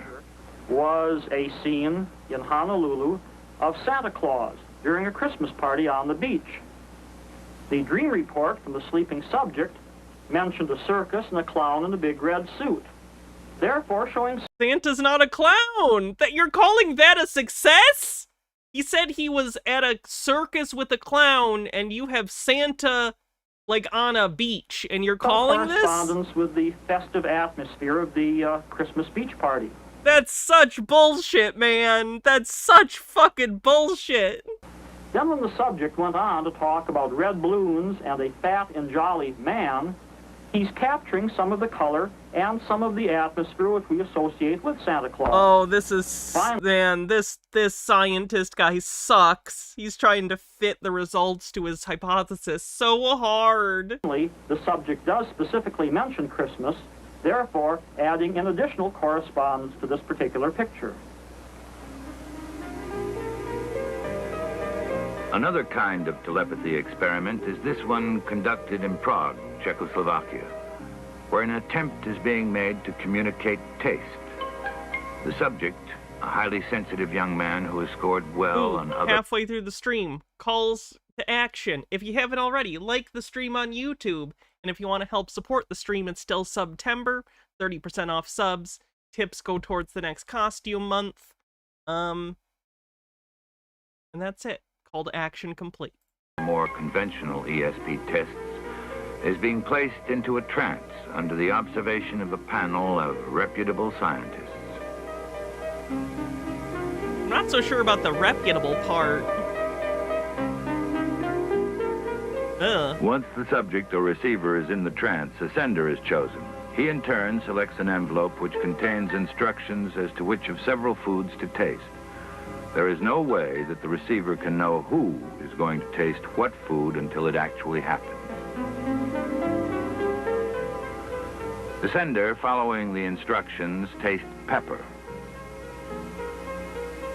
Then, phenomenally, as recorded by the attending scientists, the subject actually tastes the same pepper. The experiments we Did you have other stuff in the room? I missed it. Or did you literally just have a big pile of pepper sitting on the table? Because you might be able to smell a big pile of pepper on the table. Seen. The scientists we've just heard seemingly point to one conclusion, that telepathy does exist. But can we all transmit and receive thoughts without the use of our 5 senses? Let's find out. I'm with Dr. Edward Steiner, a parapsychologist who is about to test our telepathic powers. Dr. Steiner? This is a test that you and the members of the film audience can take to test your ESP powers. The test should indicate that deep down inside all of us, there are these strange and mysterious energies that we've been hearing about. All you have to do is concentrate. First, can you tell me which one of these 2 cards is the 2 of hearts? Left. Now, this isn't a trick, so don't guess. Rather, just think. Left. Try to receive my message, because I know which one of these is the 2 of hearts. And I'm doesn't matter, because 50% of the audience are going to get it right no matter what. What does this demonstrate? Concentrating on it right now. That one, the one in your right hand. Good. I was right. I'm psychic. Most of you sensed that this was the 2 of hearts, I'm sure. About half. Now, here's a harder test. 2 of these fish were dead at the time these pictures were taken. Can you perceive life in one of these still photographs? The middle one's alive. Or can you read my thoughts and pick the picture of the living fish?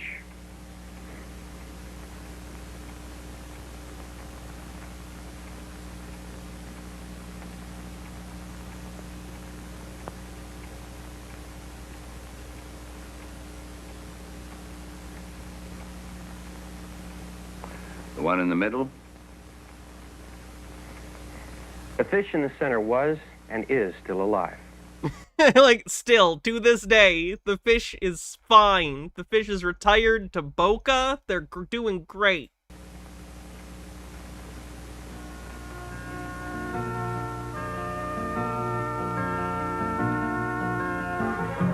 One of these 2 cars is red.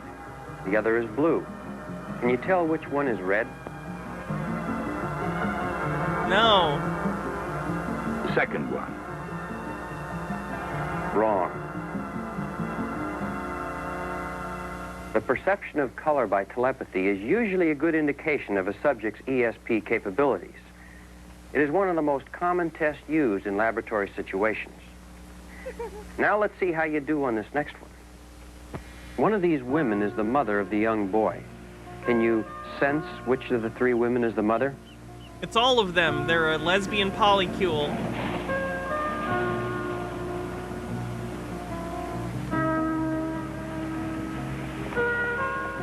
The one in the red shirt.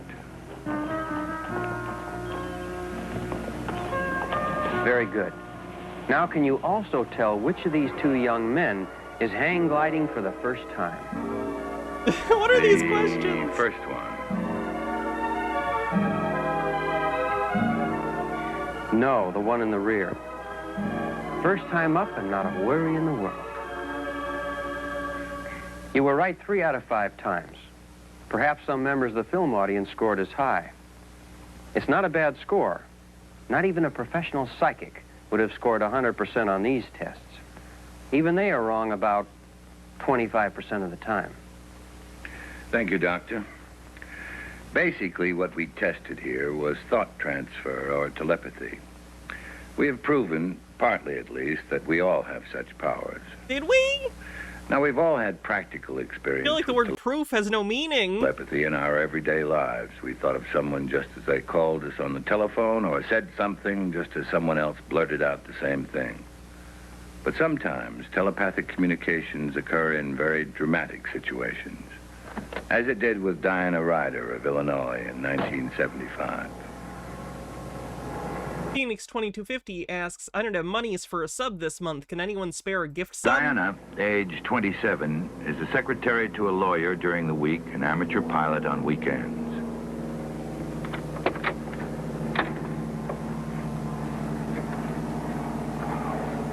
What I want you to do is enter a spin, make 2 or 3 turns, and recover on the... I'm gonna move on to the next video. Strange universe out there, and we've got it covered.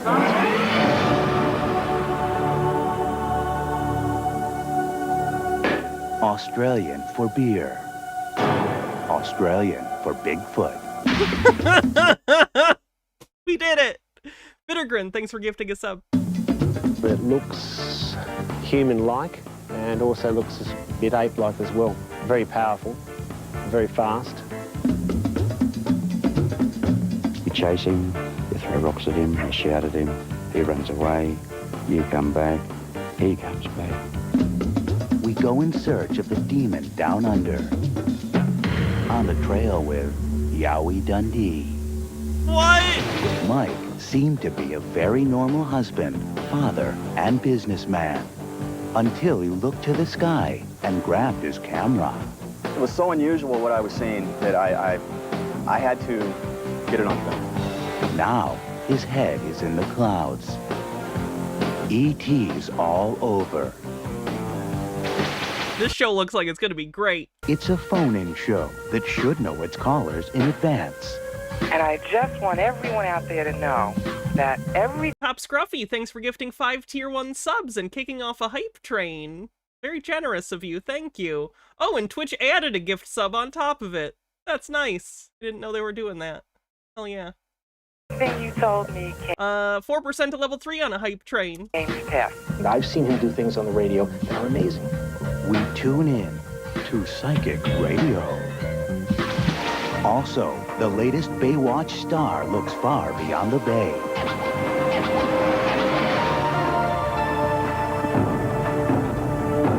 This is Strange Universe, the phenomenal daily news magazine. VC Archives, thanks for 100 bits. Now, Emmett Miller. They've got big cans of beer. They got big plans for the 2000 Olympic Games. And now, Australia's got a big foot. It's the biggest news down under since Crocodile Dundee. And there's a real-life Crocodile Dundee chasing it down. By the way, they don't call it Bigfoot. They call it Yowie, mate. Sorry. Bigfoot. They call it Yowie, mate.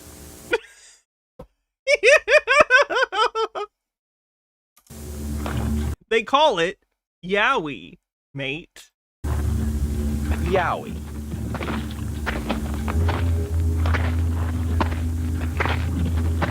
It's Australian for Bigfoot. I already made but that as with joke. Many things Australian. This creature. Wow, this is like the Foster's is the one thing the writers of this show know about Australia. To be bigger, stranger, and scarier than anything prowling the wilds of the USA.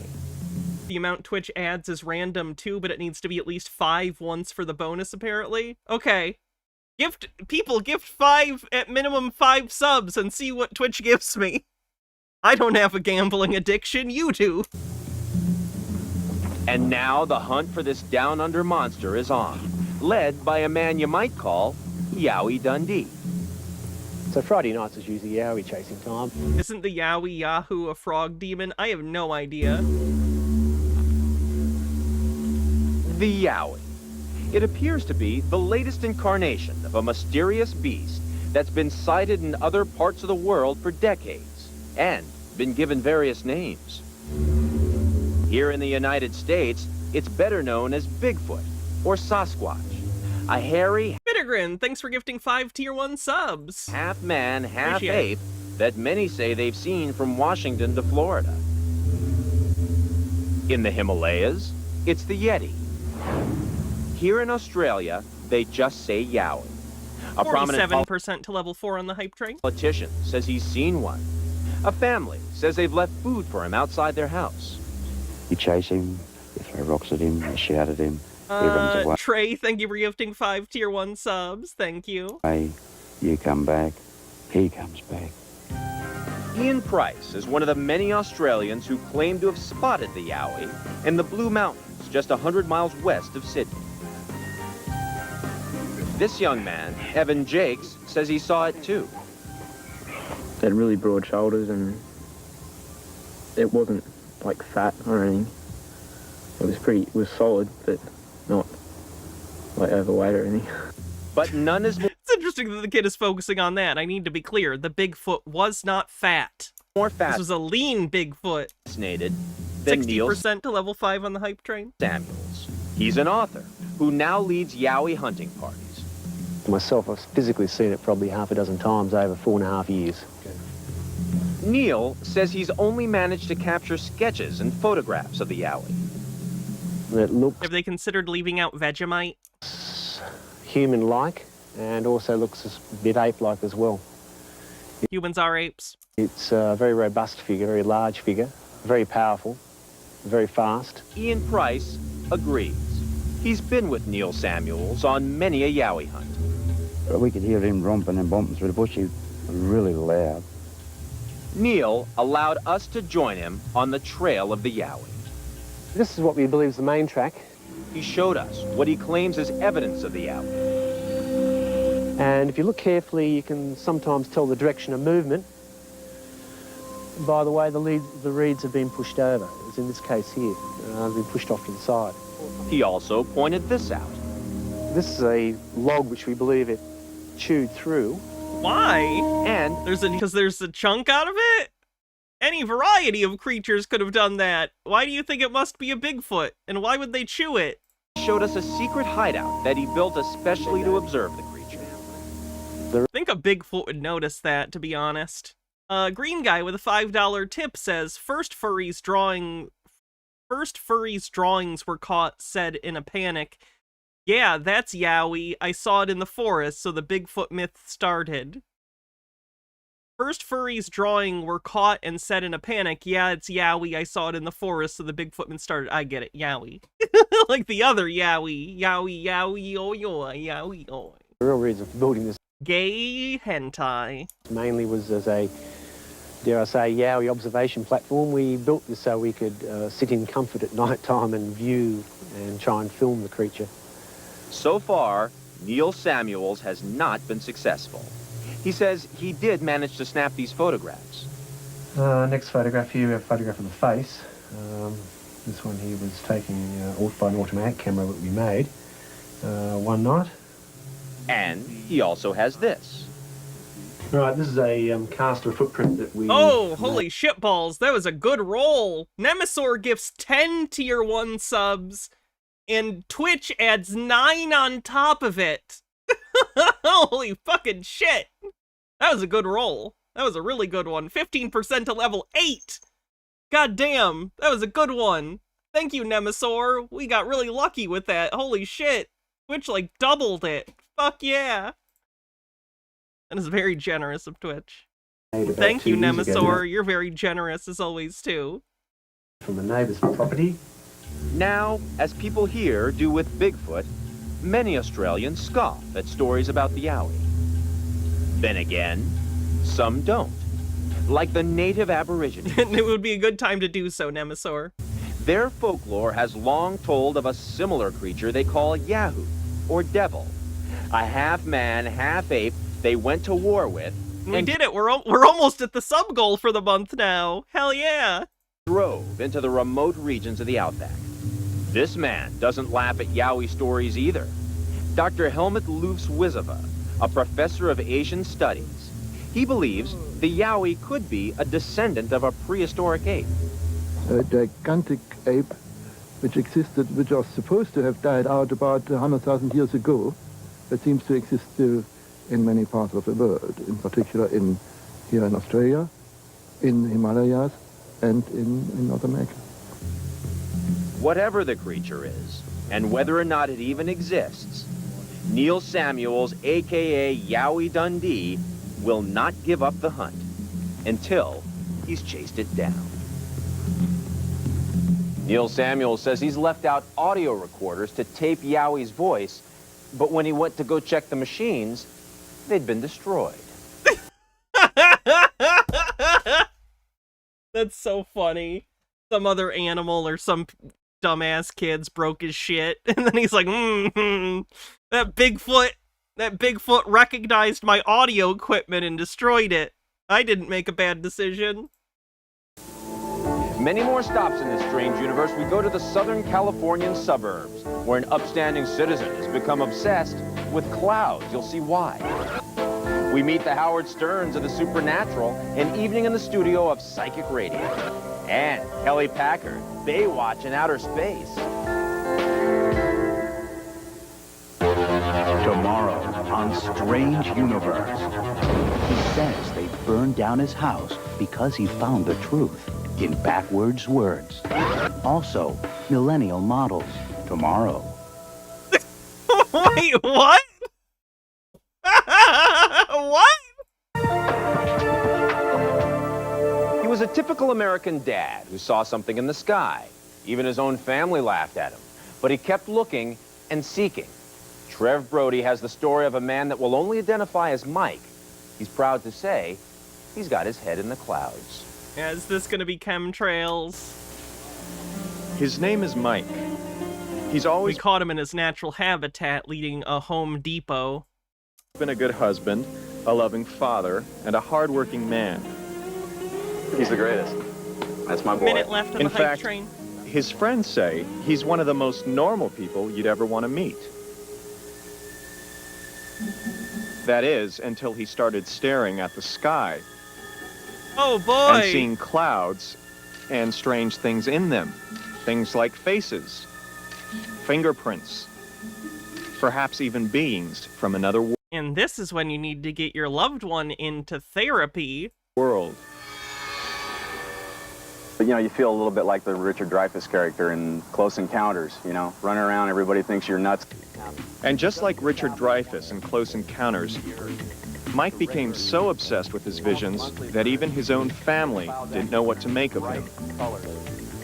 I just think it's kind of strange and kind of nuts. I like clouds. I think they're fascinating. I think they're beautiful, but I just don't see what he sees. Oh, that poor kid that was so sincere and genuine. Oh. But there is one person who says he does. A young man who can't speak, but may see more than anybody else, including his big brother Mike.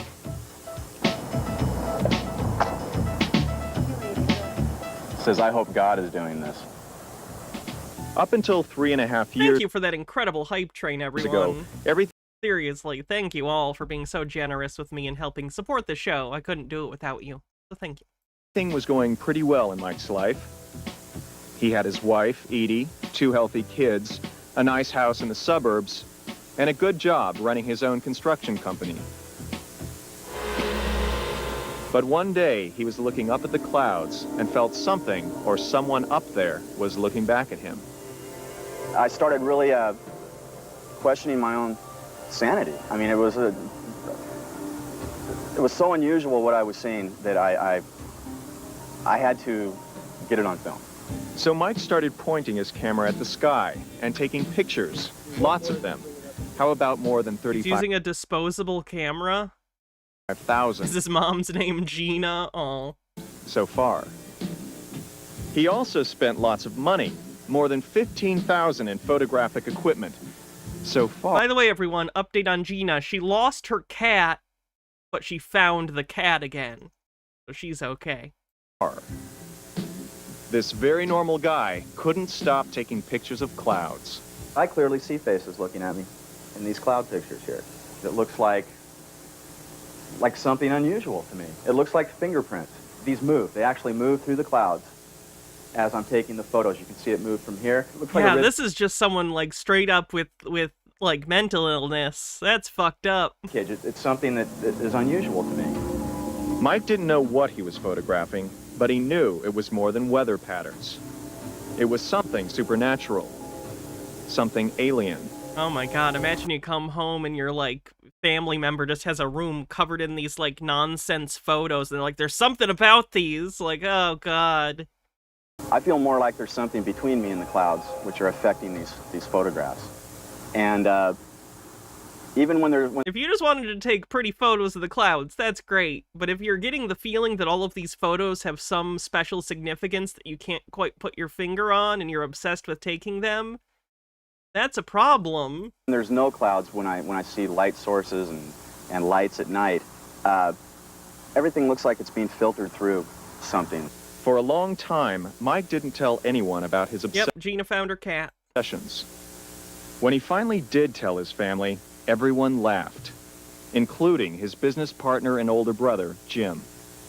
He's fascinated by these cloud shapes, and to me, they're just clouds like I've seen all my life.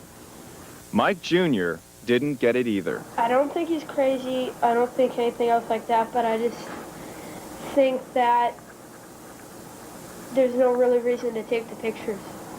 This poor fucking child. Oh my god. He's struggling watching his dad, like, literally go crazy, like, lose his mind, like, get obsessed with this, like, thought in his head for whatever reason, and he can't stop. And you can tell the kid is so sad about it. Look at the desperation of this child to have a father who's there for him. Anyway. To the sky. The only one who didn't doubt Mike's sanity was his younger brother, John. He didn't tell anyone, but he had noticed the clouds too. Just a little bit in the corner. He told me that the clouds, that he was seeing things in the sky that he didn't understand, and some unusual feelings physically that he was having. And I realized, pretty quick that he must have been experiencing the same thing I was. John has cerebral palsy. He can speak only by typing out his thoughts. Suddenly, it wasn't just me experiencing it anymore. My brother, who is so dependent on all of us to take care of him, was experiencing the same thing, and I couldn't imagine not being able to communicate as I can, with other people. What his brother communicated to him seemed to unlock a mystery that had plagued Mike for months. This is very similar to what he wrote to me the first time when... Yeah, it is, huh? This is, see, I know something is out there. I don't know if it's ghosts or aliens or what. Like another dimension or something that we're all coexisting. We showed Mike's cloud photographs to a meteorologist. Well, these are terrific photographs. I'd love to have them myself. But Dr. Steve Ladoshi said most of Mike's pictures could be easily explained through simple scientific principles, nothing supernatural. Personally, I don't look for aliens in clouds. So I'm not saying that they're not there. I wasn't there. Looking at pictures is quite a different thing than, looking up at the sky or the real thing. Meanwhile, Mike still doesn't know why he's so obsessed with the clouds. He's normal in every other way, yet he's certain there's an unknown reality out there, and he's determined to keep learning about it, thanks to the encouragements of a young man who sees even more than he does. I'm going to keep looking, and as long as it's in front of me, I'm going to keep taking pictures of it and keep sharing it with the world. Mike says he's got even bigger plans for his cloud watching. Videotape. More Strange Universe ahead. We find the secrets of psychic radio. And Baywatch 2000. Why does this show, like, they talked about models on the next episode too.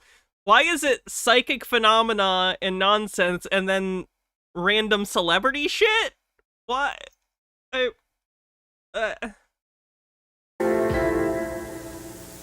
Clued, become a square, Clued. You turn on the radio these days, you're bound to hear something strange. That's not even counting Howard Stern. Because floating out there on the airwaves... Wow, a Howard Stern joke. Timely.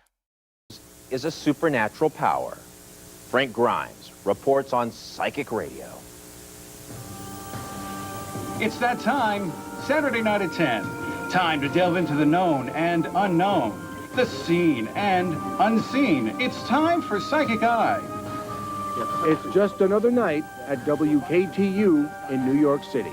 Now, fresh off He did say Frank Grimes. Unrelated, I would imagine, since Frank Grimes is a fictional character. Court after his trip across the pond, here's your host, Michael Davis. This is what we're going to do tonight. We're going to take your calls, as always. Once again, the lines are jammed with callers eager to talk to Jeffrey Wands and Michael Davis. And let's go right to Rutherford, New Jersey. Say hello to Paul. Hey, Paul. Hi, Michael. Hi, Jeff. Hey, Paul. I'm glad the show was on. I missed you guys last week. Their Psychic Eye show is one of the most popular programs on the air. What do you see from my career? Okay. Now you do something... Nothing good. You're calling into a psychic radio show. So if your decision-making at work is as good as it is in your personal life, things are bleak. Food? Yes, I do. Okay, because I keep seeing cakes. What do you have to do with cakes?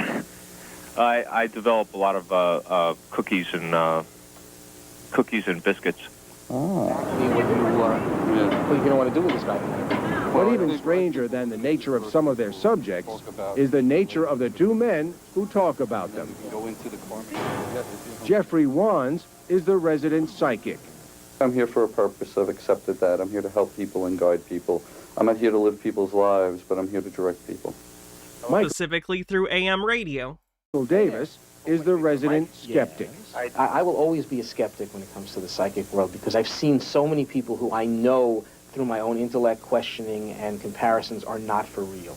Together, they're the odd couple of the airwaves. A team as unlikely and as antagonistic as Oscar and Felix themselves. You know, 2 weeks ago we were... And I like Odd couple reference, nice. to find out about my finances. He had said that I didn't hit bottom yet. I want to know if I hit bottom. You are at bottom. I hit bottom. Congratulations, you've hit bottom. And just as unusual as their caustic banter is the story of how fate brought Jeffrey Wands and Michael Davis together. It happened over a decade ago when Michael Davis was given an unusual birthday present, a visit to a psychic. The psychic, as it turns out, was Jeffrey Wands. And I went in totally as a skeptic and someone who knew nothing about psychic readings and had a very interesting session. And that's really what first started me with my interest in the psychic world. I wonder if by interesting session he saw it was all bullshit, was like, this is entertaining enough, I could make some money on this. Hey, you want to team up and do a radio show? Years later, that interest led Michael Davis to create the Psychic Eye radio program. One half of the formula is Jeffrey Wands, making psychic predictions for his call-in listeners. I end up going in the living room almost with that person, and I visualize that person, and then I'm able to tune into what their needs are, where they're heading. Part of Michael Davis's on-air job is to poke fun at his partner, though he admits it's not always easy. I've seen him do things on the radio that are amazing, that are inexplicable. The callers, too, are impressed with Jeffrey Wands' track record, one that goes far back to before he was on radio.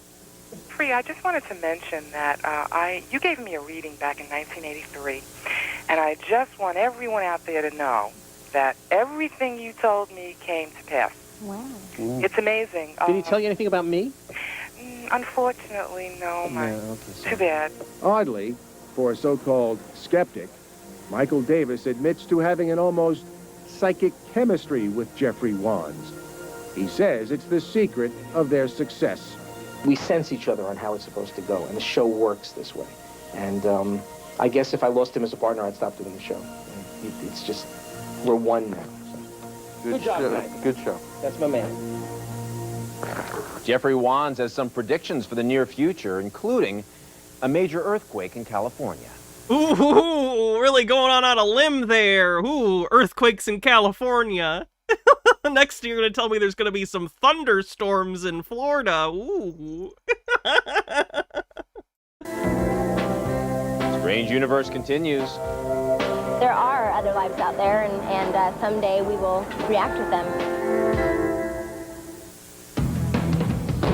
Strange things ever happened to me. Oh my God, that's quite a question to answer in 2 minutes. Anything weird? Anything weird? That's where the three of us are going to see. I don't know, I'm being pregnant. That's strange. That sounds wonderful.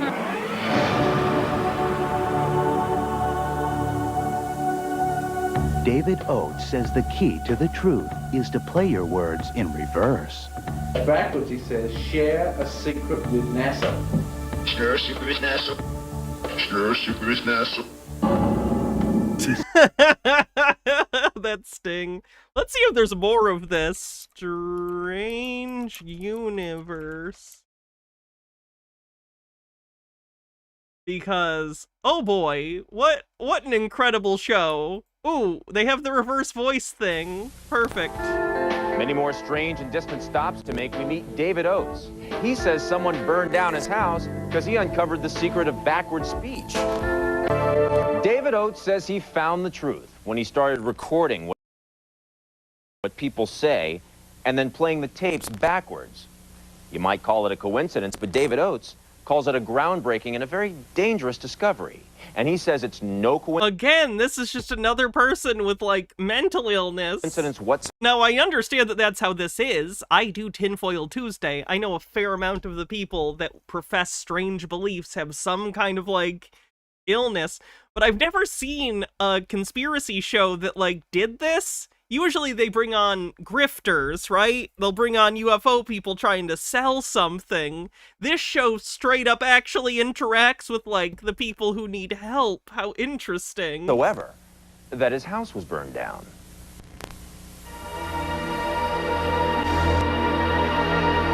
We're actually scared for our lives, quite frankly.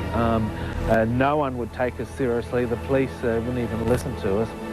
David Oates says it all began 13 years ago, when he started playing rock and roll records backwards. Many people were doing it. Called backmasking. It was a conspiracy theory that believed that they were hiding secret messages in records. Not a thing. Back then. Not the way they're discussing, at least. Because of the conspiracy theory of backmasking, some records have done it as a joke. But no, it didn't exist in the way that they were describing. Looking for hidden messages. Like others, David Oates says he found them. Messages on the records that could only be heard when played in reverse. But he also turned a microphone on everyday conversation. And then he says he accidentally found something else. An ultimate lie detector test. A universal unconscious code he now thinks was meant to remain hidden. If what I claim is true, and we really can uncover everyone's hidden thoughts just by analysing their speech, then that's a very threatening concept for some people. There's a lot of people who have many secrets that they want to have hidden. David Oates told anyone who'd listen what he'd found. He wrote books and articles. He started a website, all dedicated to his discovery of so-called reverse speech. Has to be legitimate if you have a website. Totally true. You can't have a website. You can't just get one. Gotta vet you. Obviously. David Oates claims it could uncover very crucial truths. There's one from President Clinton, signing a balanced budget. Mr. Clinton supposedly says, denounce this evil. Then there's this, from an Air Force press conference on UFOs. And you look at the Air Force scientific research, you can see it's obvious that what we're talking about at Roswell. Where it says, if you look at the Air Force's scientific research, backwards he says, share a secret with NASA. Share a secret with NASA. Share a secret with NASA. David Oates claimed to... Imagine sitting there and listening to mind-numbing amounts of reversed audio until you find a 3-second segment that vaguely sounds like human speech, and you have to, like, be like, wow, this is meaningful. Find reverse messages from everyone from O.J. Simpson to Newt Gingrich and Bob Dole. Someone is lying, forward, you'll get the truth in reverse. Reverse speech seemed revolutionary, yet safe enough, until one day when David Oates was at home outside San Diego working as a hypnotherapist, recording a session with a patient. And then my secretary runs into the office and says, David, the house is on fire. First thing was to call 911. Okay, what type of fire? The kitchen. What the heck? Burning. A whole room room is on fire? The kitchen? Oh, no, a room. A room? Yeah. Okay. From a candle. Okay, it's going to take us a few minutes to get out there. I suggest everyone get out of the house, and we'll be there as soon as we possibly can. Okay. Okay? Okay, thank you. Bye. Standing amid the ruins, David Oates was devastated. But as you can see... Do I think he used it on himself? No, because I think he thinks he knows what he means, so he can't be hiding things in his reverse speech. The house is totaled. I think this was a warning. And then he played back his tape recording of the therapy session from the day of the fire. He didn't have to play it in reverse to hear a strange voice. There's a voice right at the height of the blaze about...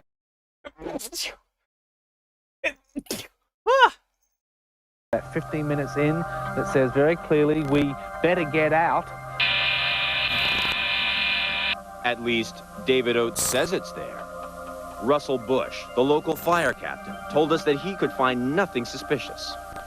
My investigation concluded that there was a candle in a glass container in the room of origin, and we could not eliminate that as an accidental ignition source to the fire. But David Oates insists there's more to it. I've been told by an arson investigator it has the classic alligator burn pattern of a chemical fire.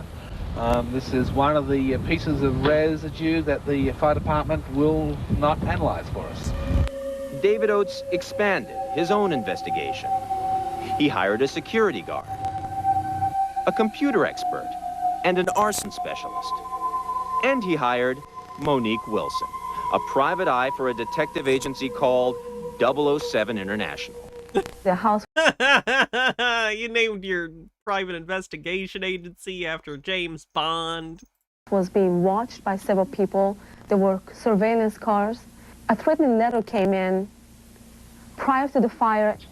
Monique Wilson says she found other clues, like reports of a pool man carrying 2 jugs into the house the morning of the fire. It could have been very possibly the chemicals that were used in the fire. And as I investigated even further, I had no doubt in my mind. And I was really surprised. Oh wow, I can see the logo behind them. That's literally the James Bond logo. That's trademark infringement. They're doing trademark infringement for their James Bond detective agency. Putting it out there. When no arson was investigated. So was Edward O'Dean, an arson specialist and former captain in the Los Angeles Fire Department. The scenario that I was given, that it just didn't ring true. There was something that inside me said, I don't think so. Then there's the security guard. That's not good evidence. That's literally you just saying you have a vibe. I believe that there was someone on the property. I don't know what their intent was. And computer expert... That's it? That was the whole clip? Oh, boy. Mario Massins, who says he found evidence that someone hacked into the computer containing the reverse speech data. It was definitely a professional job. One of the most interesting parts is that they did it without physical access to the machine. They actually did it over the internet. David Oates is telling anyone who listened that his house was burned down because of his work with reverse speech. He says that's the only reason all this could have happened. Because according Maybe you left a candle burning. to David Oates, reverse speech is far more powerful than words might explain. I've discovered the most incredible discovery in centuries with reverse speech. People have got to get it. I need help. I can't do this anymore. I've been doing this for 14 years, going from town to town. I've lost this house and that house. This is the latest one. We need people to come and help us. Reverse speech is going to save our planet. Don't let me do it by myself. Don't let this technology die. That's it. I'm done. We'll be keeping a close eye on David Oates. Wow, that poor guy. That's so interesting.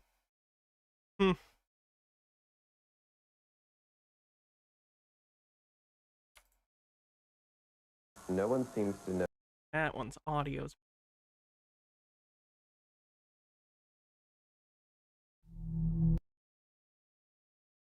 Couldn't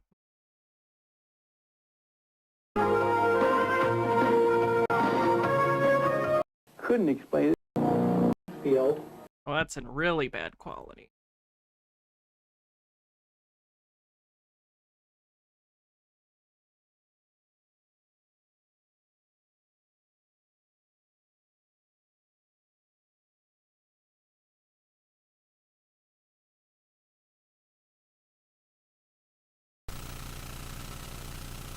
America, where it is reported that a mysterious beast is killing hundreds of animals. And now, new claims that this legendary creature has developed a thirst for human blood. For many Latin Americans, La Chupacabra has become a synonym for fear. It was really ugly, with a snout like this. I saw it go like this. It had a ponytail, and it scratched me. Listen to the frightened voices. Examine the remains of animal victims allegedly attacked and killed by La Chupacabra, Spanish for the goat sucker. This is really happening. This is true. This is not a hallucination. A beast depicted by newspaper artists is kind of an animal alien. Veteran Mexico City newsman Jaime Musan claims he has seen the victims, and though the true nature of La Chupacabra is unknown, Musan believes there's real cause for alarm. They are really dangerous, and we have to be very, very careful with this phenomenon. This is not a game. According to Musan, Chupacabra sightings aren't unique to Mexico. In Puerto Rico, Gross. journalist Jorge Martin has documented hundreds of sightings of La Chupacabra. Right now, I would say it's out of control. It's happening everywhere, all around the island of Puerto Rico. Every town has been affected by this type of happenings, okay? Many farmers have had great losses because of this. Losses, especially of livestock, drained of blood. This veterinarian recalls examining a rabbit said to be a Chupacabra victim. His conclusions only add to the mystery. On one of these rabbits, what we saw is just a perfect round or circular. Stop showing wound it. At the neck area. I don't know if it's a vampire, I don't know if it's a strange animal, I don't know what it is, but what is happening is very rare. Until recently, only animals had been victimized. Remind me not to use that vet for anything. By the mysterious attacks, but in Mexico, Musan's newest reports allege Chupacabras may now be on the trail of human prey, attacking a handful of people this year. May 1996, outside Guadalajara, a local truck driver reports facing La Chupacabra. He thought it was a dog when suddenly jumped, almost flew to him and bit him by the arm. Here you have a report from the hospital recognizing that they don't know what animal made this kind of bites. Alleged victims of La Chupacabra describe bizarre animals who they claim have been seen in Italy, Spain, and even parts of the southwestern United States. Scowling, menacing predators, sometimes possessing scales, claws, fierce jaws, and wings for flight. In Puerto Rico, a minister of agriculture downplays the alleged threat of La Chupacabra. Downplays? I've never seen an animal like this, and I doubt it very much if this animal existed in Puerto Rico. But that didn't stop Mayor Jose Soto from taking to the land, hoping to hunt down and kill one of the fabled animals. Really? The mayor of this fucking town got a posse to fight the Chupacabra? That's a good use. That's a good use of your time. Eso así, yo tengo una responsabilidad. As a responsible mayor and administrator of this municipality, I'm engaged in the search and I'm looking forward to capturing one of these creatures. If I can achieve this, without a doubt, I will make it public at once and I won't allow anyone to come and take it. So far, the chief has come up empty. One explanation for all of these La Chupacabra stories comes from Professor Lorenzo Flores, an instructor of Chicano studies. It's just the Latino psyche, that the whole notion that since we are a group of people that is very close to the earth, very close to our indigenous roots, we are very close to our spiritual roots. This ability to accept the Chupacabra in this modern day and age is very, very real. Reporters like Jaime Musan say skeptics too easily dismiss the unexplained. These are just excuses for people that is not really making investigation. Anyone who wants to know just have to come and investigate, talk to the people, analyze the evidences, and then try to come to a conclusion. Meanwhile, the headlines persist and the villagers still fear what they can't understand. Earlier this month, in another mysterious attack attributed to La Chupacabra, 30 sheep were killed on the farm in the state of Sinaloa in northern Mexico. What a shame. An absolute shame. I need to use the bathroom real quick, so I'll be back in just a moment and we'll continue with the VHS weirdness. Be right back.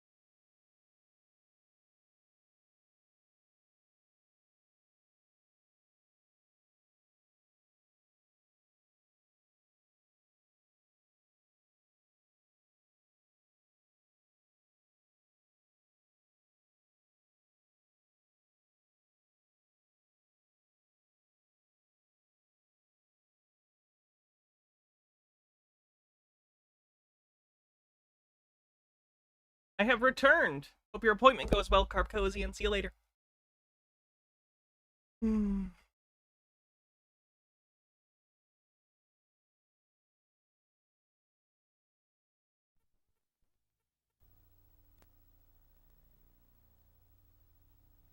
Strange universe out there.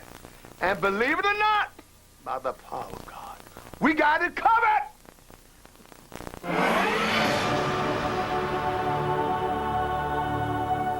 The time machine is inevitable. It's got to happen. It's a real Oh no, it's a time machine person. life back to the future. Inside this office, Paul Lafferty is preparing for the ultimate ride. The time machine is a device that somebody can construct. This is, I don't know how common of a delusion this is, but there is an entire subreddit on Reddit that I frequent full of people who delusionally believe they actually can develop time travel. Like, not necessarily as a group, but it's a group of individuals, many of whom believe that they are on the path to developing time travel.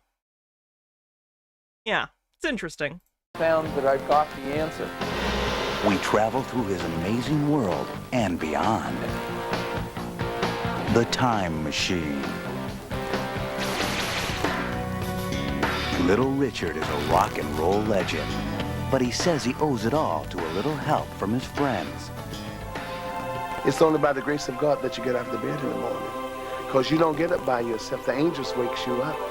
Little Richard and the Angels.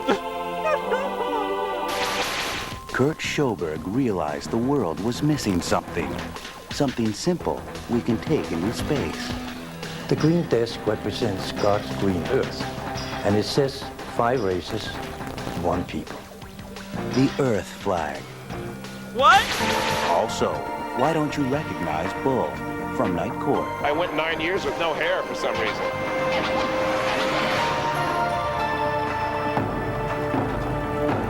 This is Strange Universe, the phenomenal daily news magazine. Now, Emmett Miller. The last time somebody made headlines with a time machine, it was the last sequel to the movie, Back to the Future. But far from Hollywood, there's a man who's been working on a real-life time machine. And get this, strange as it sounds, some experts say this thing could actually work. Which experts? Which ones? Show me them! Allison Camerata found the inventor and his plans to travel through time.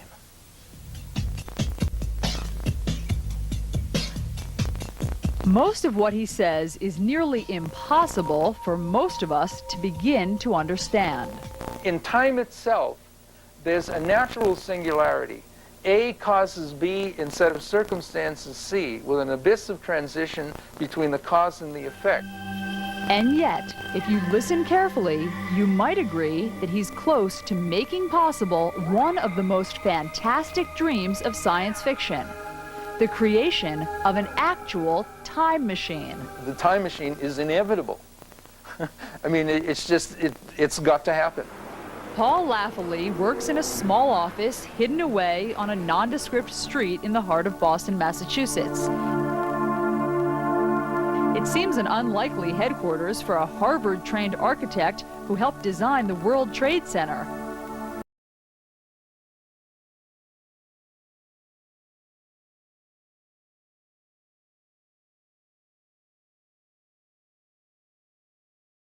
I'm trying to figure out where I should go with this. Avoid.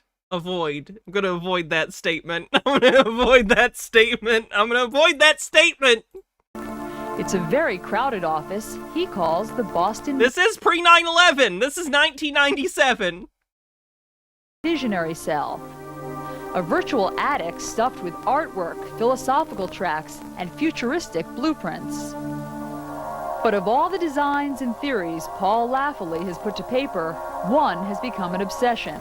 It's an obsession he's been working on for the past 30 years, one that has some people calling him a kook, but that has a few qualified others wondering if he might be onto something. He probably took 9/11 really badly. I mean, I don't think anyone took it well, but like, he's a pretty kooky guy, so I imagine his view of 9/11 is certainly unique. He is a brilliant, brilliant thinker, and deeply researched into the underpinnings of the work. Paul Laffoley comes from a long line of dreamers and rebels. His grandfather was a well-known religious freethinker. His father was a musician turned banker who, coincidentally, did not believe in gravity. But young Paul had more influences in his young life. The first was H.G. Wells' famous story, The Time Machine. Same, though. The tale of a man who visits the future and returns to tell about it. When I started to read it, you know, it was like in the 50s as a kid. Hydrate. That was my first reaction. And said, why hasn't anyone built one? The other influence was related to his mental health. As a teenager, he suffered severe catatonic spells. The treatment included a year of shock therapy. And as a result, Paul Laffoley began having strange dreams. Dreams where he visited the future and was shown remarkable technologies. He calls it lucid dreaming. Lucid dreaming means that you're awake while you're dreaming, and so that you will have a sense of the reality of the information that you're receiving, just as we are lucid dreaming is being aware that you're asleep while you're dreaming, and generally it also is synonymous with having some level of control over the dream. It has nothing to do with receiving accurate information. Each other now. It's fun if you've ever done it. I think like twice in my life I've ever been able to lucid dream successfully. Paul Laffoley wrote down what he saw in his dreams, and after years of reading New Age writings on the paranormal, he began to see connections between lucid dreaming and time travel. He began to believe that phenomena like near-death experiences, premonitions, rebirthing, and past lives were just other forms of his own lucid dreams. In every case, people had traveled in their minds and returned to tell about it. When you get into dreaming, that for most people, that's like 50% of embodiment. Lucid dreaming moves you up to about 75%.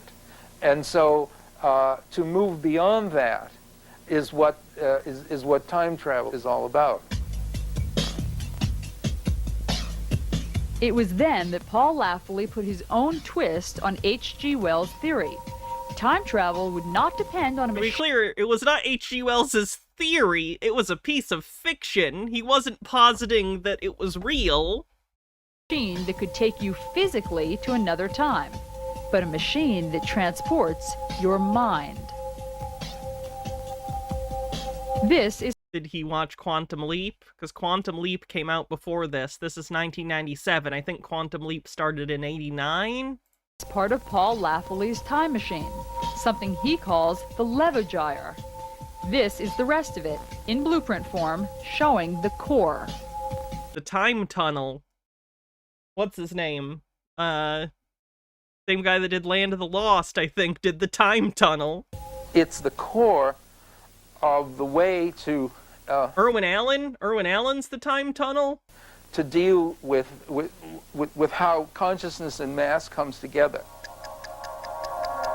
Yes, you do sit inside this time machine, but the only thing that will travel is your mind. In theory, the Levogyre would use laser-powered gyroscopes and electromagnets to create enough force to spin its center at the speed of light. Paul Lafley says the Levogyre would add energy to the mind, causing it to move forward in time.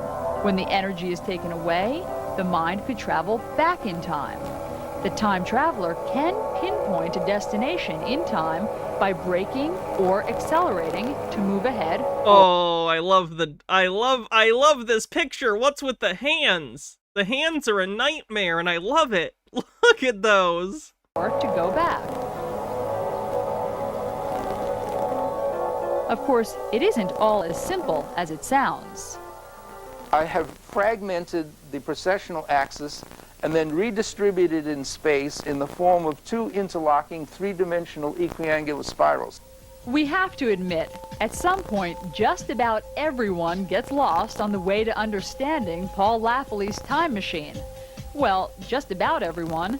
Some, like Lafley's longtime friend, electrical engineer Norman Dolph, say that he has taken an important step toward success.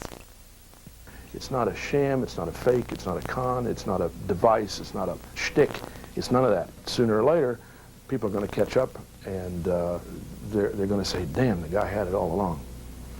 Paul says his dream could become a reality within 20 years. Then again, as they say, only time will tell.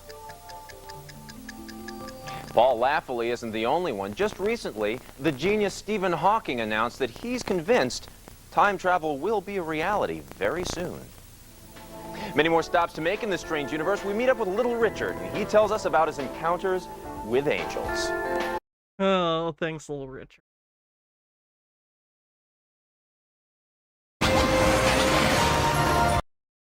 Phenomenal daily news magazine. Now, Emmett Miller. The lights over Arizona will not go away.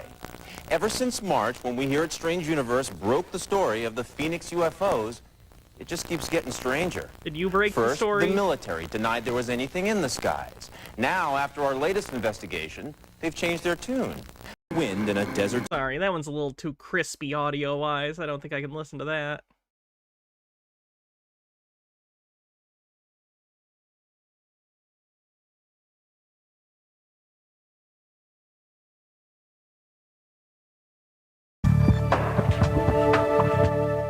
Finally, another word from Jamie Foxx. We owe him one. He helped open up the door to our story about Marvin Gaye. Jamie also has some thoughts about the millennium. What's your forecast for the millennium? What do you think is going to be happening? What I think is going to happen, I think that we're going to start to figure out a lot of things. I mean, it's kind of like, you know, they're getting with cloning, they're freezing people, and I think that's for a reason. I think that we're trying to figure out our origin. We're trying to, like, not recreate ourselves, but trying to figure out where we come from. Because I think that's what we all want to really know. It's like, what's really going on? I mean, we got a lot of legends and a lot of tales out there, but I think that we're going to eventually get closer to finding out what's really going on and how we actually got here. Thanks, Jamie Foxx. That's it for now. Till next time, remember, it's a strange universe out there, and we've got it covered. The show, is all that stuff true? is right, the door would open and they said that was Marvin Gaye walking through. Jamie Foxx meets the ghost of Marvin Gaye.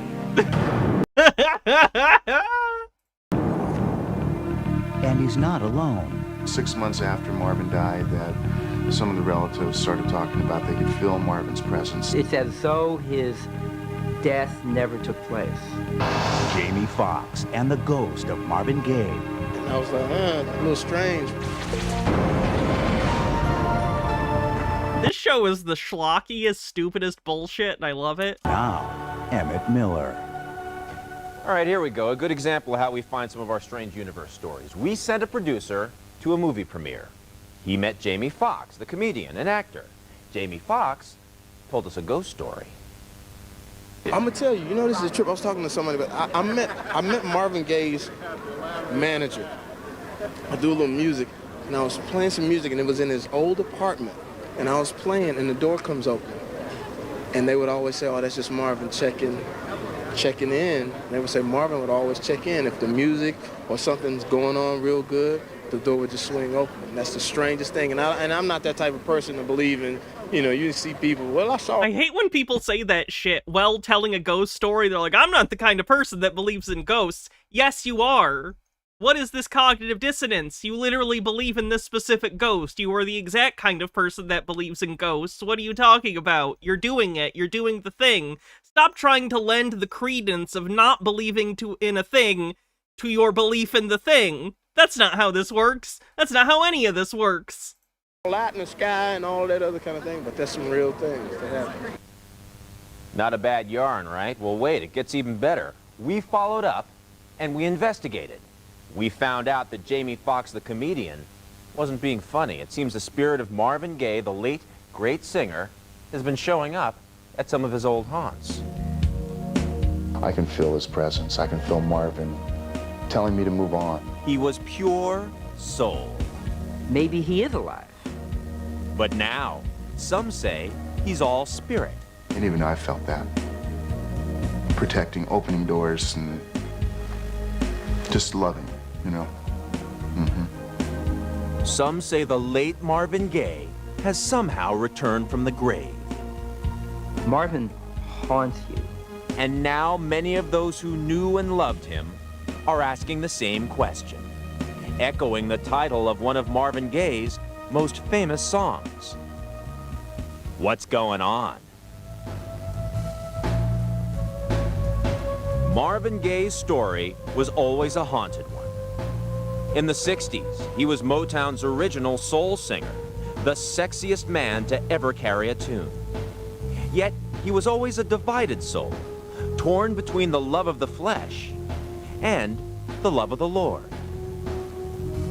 In the 70s, he led the way in his call for social change. In the 80s, he was at the forefront of sexual explicitness. But beneath the surface, a turmoil was brewing. Marvin Gaye's emotional struggles led him deep into cocaine. He haunted those around him.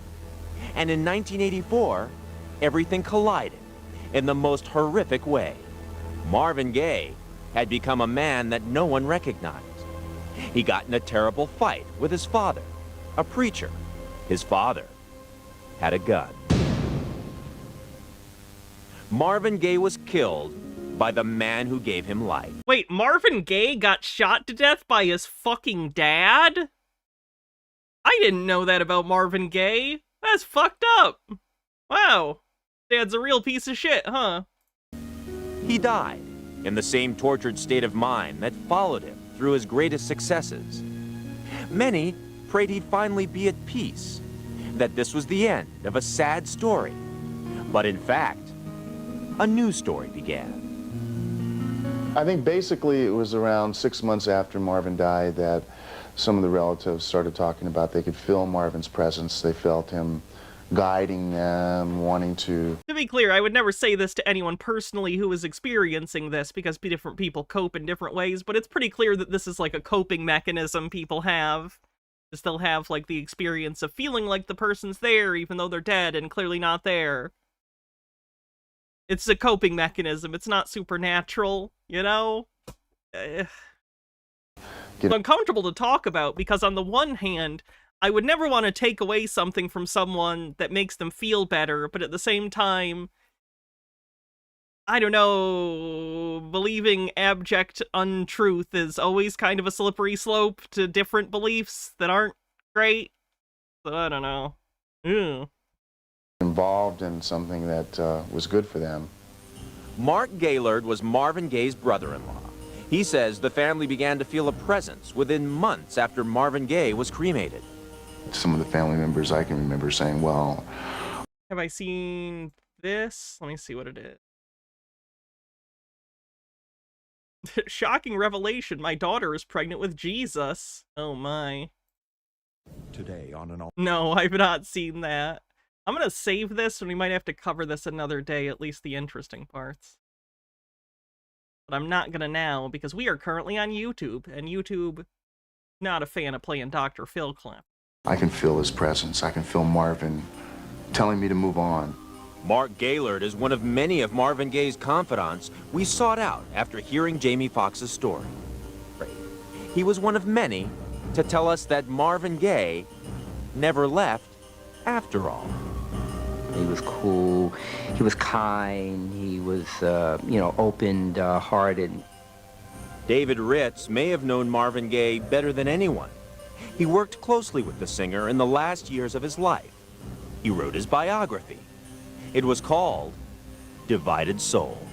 Since Marvin has been gone, I bet I've dreamt about him 100 times, you know, a lot. He just pops up, and he's always alive in the dreams and giving concerts. It's as though his death never took place. Yeah, they're dreams. And you're his biographer. I would expect, like, Ben Franklin's a biographer of Ben Franklin probably has dreams about Ben Franklin, because you're spending so much time consciously thinking about something. It might appear in your dreams. Dave Simmons was Marvin Gaye's right-hand man through most of the Motown years. To the end, he stood by this divided soul, and now, for the first time, he reveals that after the end, the relationship continued.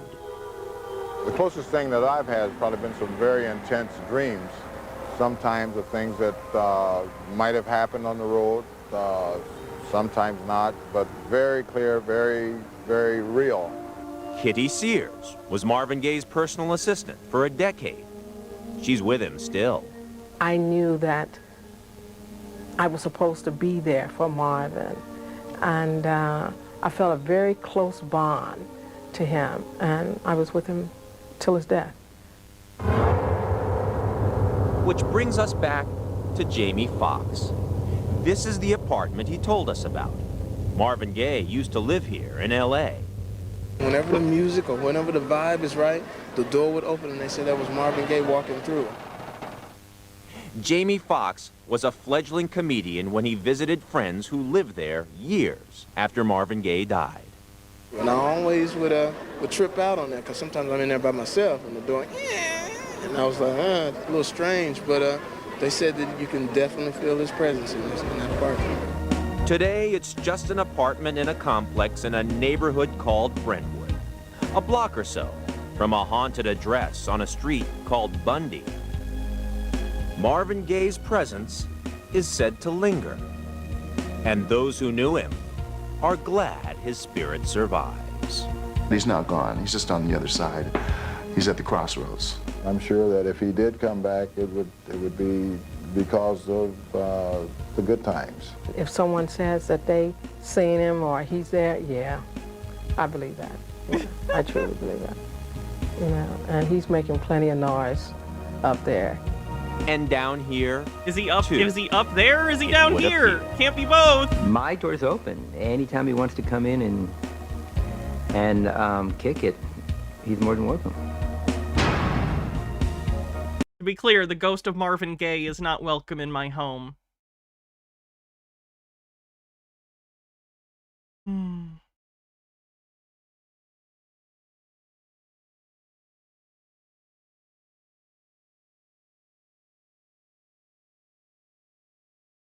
Bad AI trailers I get fed, I'm telling you.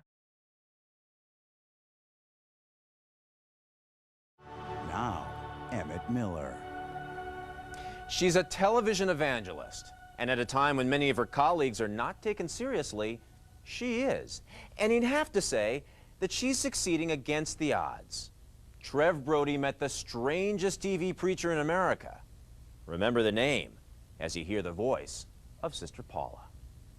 And I pray with all of my heart, with every atom of my being, that my efforts through this television ministry will make somebody else's burden a little bit lighter. It is the voice of an evangelist, strong, certain, and challenging all listeners to accept the word of the Lord. We're going to gather together to ask the Lord's blessing. A voice not unlike many others that float across radio waves and boom from television sets across America. And we're going to have church and praise God for God's infinite goodness. But this TV evangelist is very special, very different. Smooth out that road that leads to heaven's abode, and future generations will have it just a little bit easier because of Sister Paula. She goes by the name of Sister Paula, but being a woman is not what makes her different. Sister Paula used to live life as a man. Yeah! Why is this on the I hate that this kind of shit is mixed in with, like, UFOs and ghosts. UFOs and ghosts and, oh, trans people exist. Oh, my. Screaming at the radio, thanks for 40 months. The knowledge that God accepts me as I am is enough for me. And what's even more unusual is the public reaction. Sister Paula is finding wide acceptance, not only from her flock, but from the mainstream clergy. What Sister Paula I'm gonna hit X to doubt on that one. represents is the same kind of values that Did you know that I'm as rare as a Chupacabra? are found in the teachings of Jesus Christ. Filled with God. Even as a youngster growing up in the Pacific Northwest, Sister Paula knew she was different from other children. All the other kids were laughing at me. And of course, I had no idea why they were laughing at me. But that pattern was to follow throughout my grade school and even high school years for that matter. And also, the other kids would pick on me and would be mean to me. Her name was Larry Nielsen back then. Little Larry wasn't only different from the other boys, he was different from the girls. And not only because of his sexual confusion. Instead of going out Confusion. on dates and proms and football games and all that kind of stuff like, you know, teenagers my age do, I'd go down What to supernatural powers do I have? Fat ass. the little Pentecostal missions and preach. Larry Nielsen moved to California in the 1960s. He was in his 20s when he Am I psychic? No. No, I'm decided not. to change his sex. Though he stopped short of sex change surgery, in every other aspect, he began living as a woman. Hey, maybe stop using he pronouns then. Maybe, perhaps. Maybe use she. Larry became Paula. And I was happy because as a woman with people that didn't know of the transsexuality, I knew for the first time in my life what it was to be accepted. But Paula also sought acceptance in church, where she sang in the women's choir and worked as a secretary to a female minister. She found that acceptance one Sunday morning when the minister pointed to her from That's pretty impressive transition for the era, considering she probably didn't have access to hormones. Just raw dogging transition. Jesus Christ. She passed 2 years ago? Damn. She lived a while. She saw a lot. Pulpit. And she said to the congregation about me, this is the girl that God gave me. And in that moment, I knew that was the confirmation from the Holy Spirit that I had been praying for. The moment gave Paula enough confidence to return to her native Oregon and to be herself. She went on stage as a cabaret comedian and became a popular attraction in the city of Portland. I didn't think of myself as a man dressed as a woman. I just felt like I was being the person that I was meant to be. But by night, she was taking correspondence courses in the ministry. The two sides of Paula came together in 1986 when she got her own show on public access TV, and she didn't do comedy. Go out of your way. Makes me sad that she spent her life on the Jesus-y stuff, but I don't know. I mean, go out of your way. She was happy, so that's good. And I can't imagine the version of Christianity she taught was super hateful, but still. To make someone happy, to put a smile on someone's face. Paula became Sister Paula, and her flamboyant appearance combined with her dead serious message couldn't help but get attention. Soon, this low-budget cable access show was one of the most popular programs on local television. Now, it may seem strange to some to see a cross-dressing man preaching fundamental Christianity, but close your eyes a moment and listen.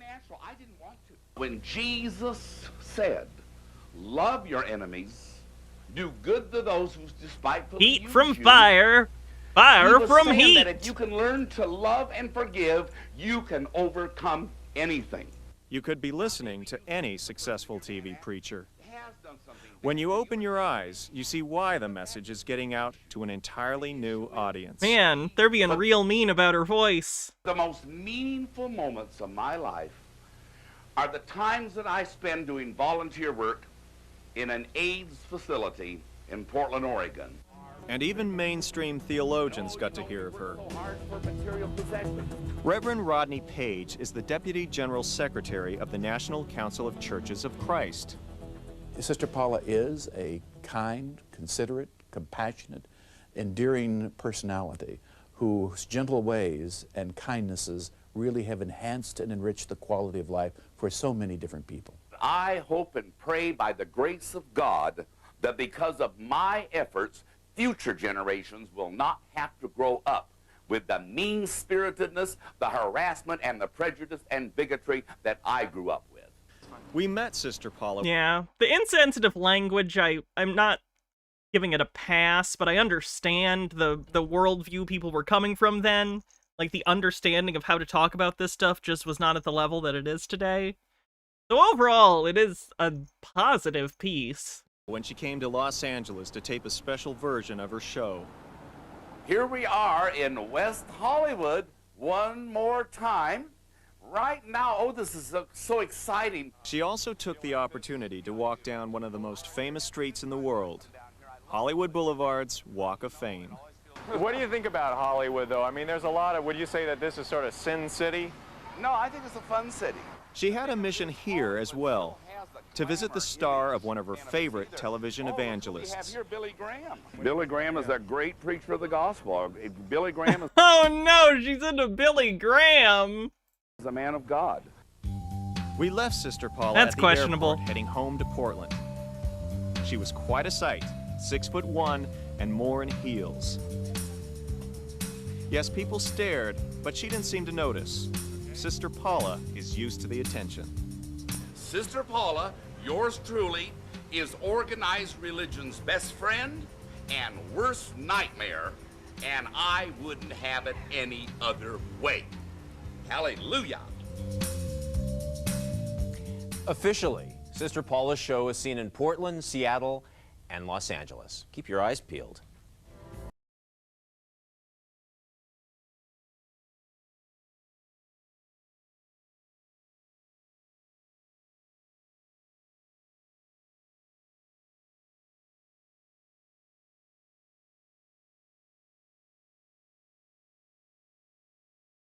Mm-hmm.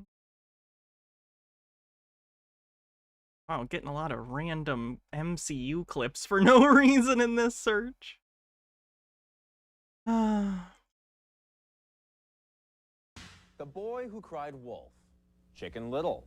History is full of truth-tellers that no one listens to. Now, someone's shouting about aliens among us. When it began, many people thought it was a joke. A group of protesters outside a John Tesh concert in Detroit, Michigan, carrying signs claiming that John Tesh was actually a space alien. 2 freelance photographers shot the scene. 30 minutes after the concert let out, Who's John Tesh again? John Tesh came out and my camera just went down. It looked like something was interfering, like if you're watching TV. Yeah, I've been watching Agatha all along. I'm enjoying it so far. I really love Catherine Hahn. plane was flying over and your, you know, your dish would have a picture coming in and out. I truly believe now that he is an alien. That was in 1996, but the protest group is still out there. And though it's named itself the National Anti-Tesh Action Society, it's the National Anti-Tesh Action Society zeroed in on other celebrities. The public is lulled into a sense of complacency in relation to these people. They begin to accept them as normal, part of the landscape. Meet David Livingstone, the spokesman for the group called Natus, the man who says that John Tesh is merely a mole for a massive interplanetary army called Echelon. The whole Roswell incident, stuff in Gulf Breeze, Florida, stuff in northern Michigan, UFO sightings and so on, all these things are aligned, we believe, tied into Echelon. Livingstone and his group recently featured in their newsletter and on their website a so-called gray list. Now, everyone on the gray list we're not 100% certain about. Tesh, we are basically 100% absolutely certain about. I want to emphasize that the gray list is the people. NATAS is Satan backwards. They're part of the conspiracy. We're under suspicion. The list seems to be nonpartisan and crosses entertainment borders. Chelsea Clinton, Bob Dole, former President George Bush, Andy Griffith. Not Andy! They got Matlock? Christina Applegate. Oh no! Not Christina Applegate. She was in a whole one thing that people remember. Married with Children. The late Jacqueline Kennedy Onassis. John F. Kennedy. Even Karen Carpenter. Not Karen! Calling occupants of interplanetary craft. Yeah, the Carpenters did, the official anthem for International First Contact Day, and it kinda slaps. Calling occupants of interplanetary craft.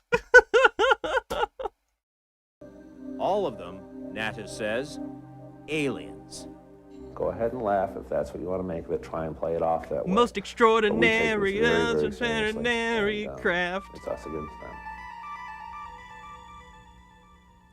One note, this all could very well be a publicity ploy for something called the MOG Stunt Team, a rock group touring the country with a CD and the alien.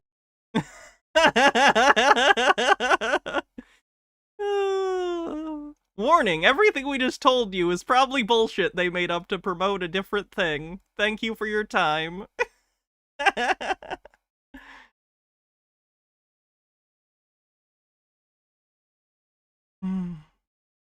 Gotta find more episodes of this show, because they're great.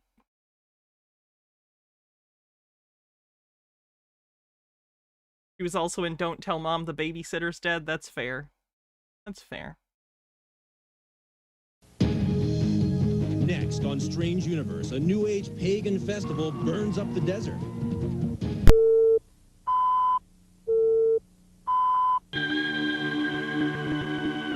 I'm Emmett Miller. Welcome to the phenomenal daily news magazine, Strange Universe. Each day, we bring you unusual news and events from around the world and beyond. And now for our cover story. Making sacrifices to the fire gods may have been an ancient pagan ritual, but it hasn't gone out of style. On a dry lake bed in the middle of the Nevada desert, correspondent Scott Lasky experienced the ritual and the festival of the Burning Man. I'm standing in the middle of the Black Rock Desert, where obviously you can see there are no signs of life. But just 12 miles down the road, there's lots of life. About 6,000 people witnessing the Burning Man.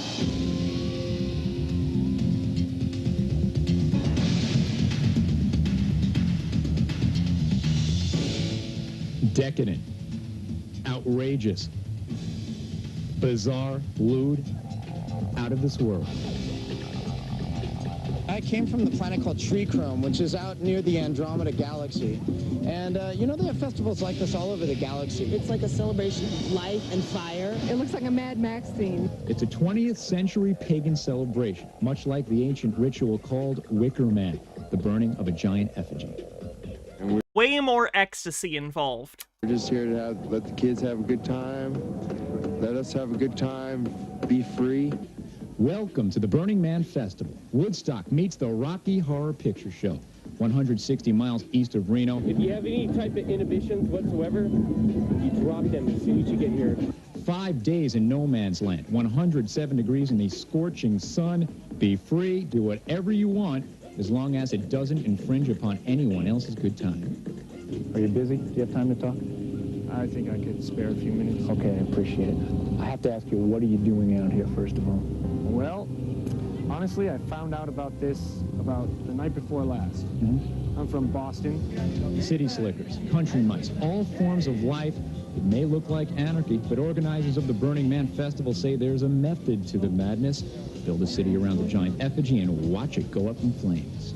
The Burning Man means to me stretching yourself outside the limits of what you most fear. The burning of the man symbolizes the return of a better man. Who is the Burning Man? He's a 40-foot statue of wood, steel, and explosives. He's right now being loaded with fireworks, and he's going to blow. A crew of workers prepare the Burning Man, taking precautions to protect the revelers. The head of construction just made the call. He's looking for 200 volunteers to come to this rope, pick it up, and pull it slowly back to lift the Burning Man. Okay, we're going to go a little bit more and then stop and hold. Okay, a little slower. Boy, that's pretty heavy, huh? With a collective pull, the Burning Man stands tall. It is pitch black when we finally catch up with the man. In this ritual, artist Larry Harvey started the festival 11 years ago on a San Francisco beach. He was trying to get over a failed romance. A hippie with his pants on his head started playing a tune. We all joined in. It generated art. Larry says the Burning Man holds a different meaning for each person who comes into contact with it. Burning Man doesn't say a thing. He won't tell you what he means.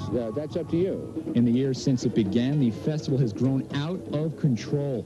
Organizers claim there are anywhere from 6,000 to 10,000 partiers this year.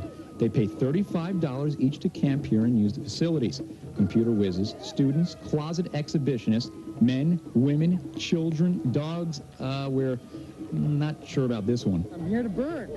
As the night wears on, the fire-loving faithful crawl out of the woodwork for the burning of the man, the official end of the festival. But it doesn't end without incident. One man is killed when he rams his motorcycle into a van after a night of drinking, and a handful of partiers are arrested.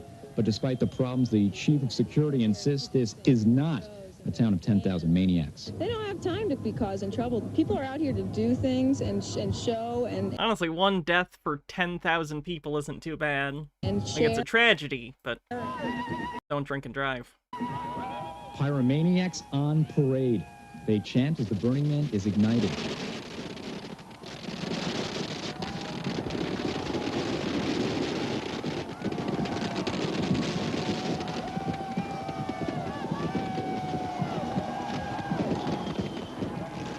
The crowd dances around the flames, tearing down what remains of the Burning Man. Well into the night, they burn everything in this bizarre boom town. Very, very surreal. When it's over, not a trace of the festival will remain in the Black Rock Desert. Only the spirit of the Burning Man. People here say he lives on, just as the ancient pagans believed their idols would live forever. The wild crowd getting bigger every year. They say the Burning Man Festival may need a new home. Authorities in Nevada are now concerned that the festival may be getting just a little too wild, and they want the festival organizers to set their big man ablaze somewhere else. They may have a problem finding a new home for that one.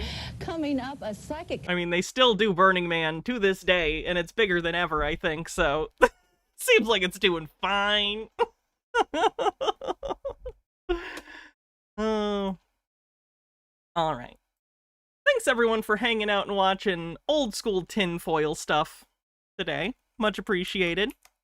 I should be back tomorrow. Not sure what we'll be doing, but I'm sure it'll be fun. So, yeah. I don't know.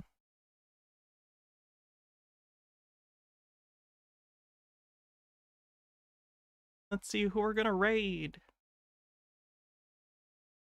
Wow. My stuff wants to work.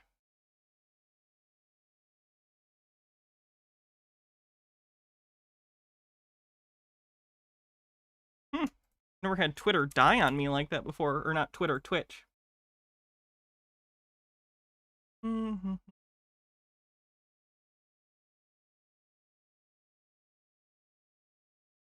you too, Mr. Blast. Have a great night, everyone. I'll see you soon. Remember, Sunday we're doing a patron-only show, which includes YouTube members. So hang out for that. We'll be back tomorrow with another stream, and had fun hanging out with you guys. So, see y'all later.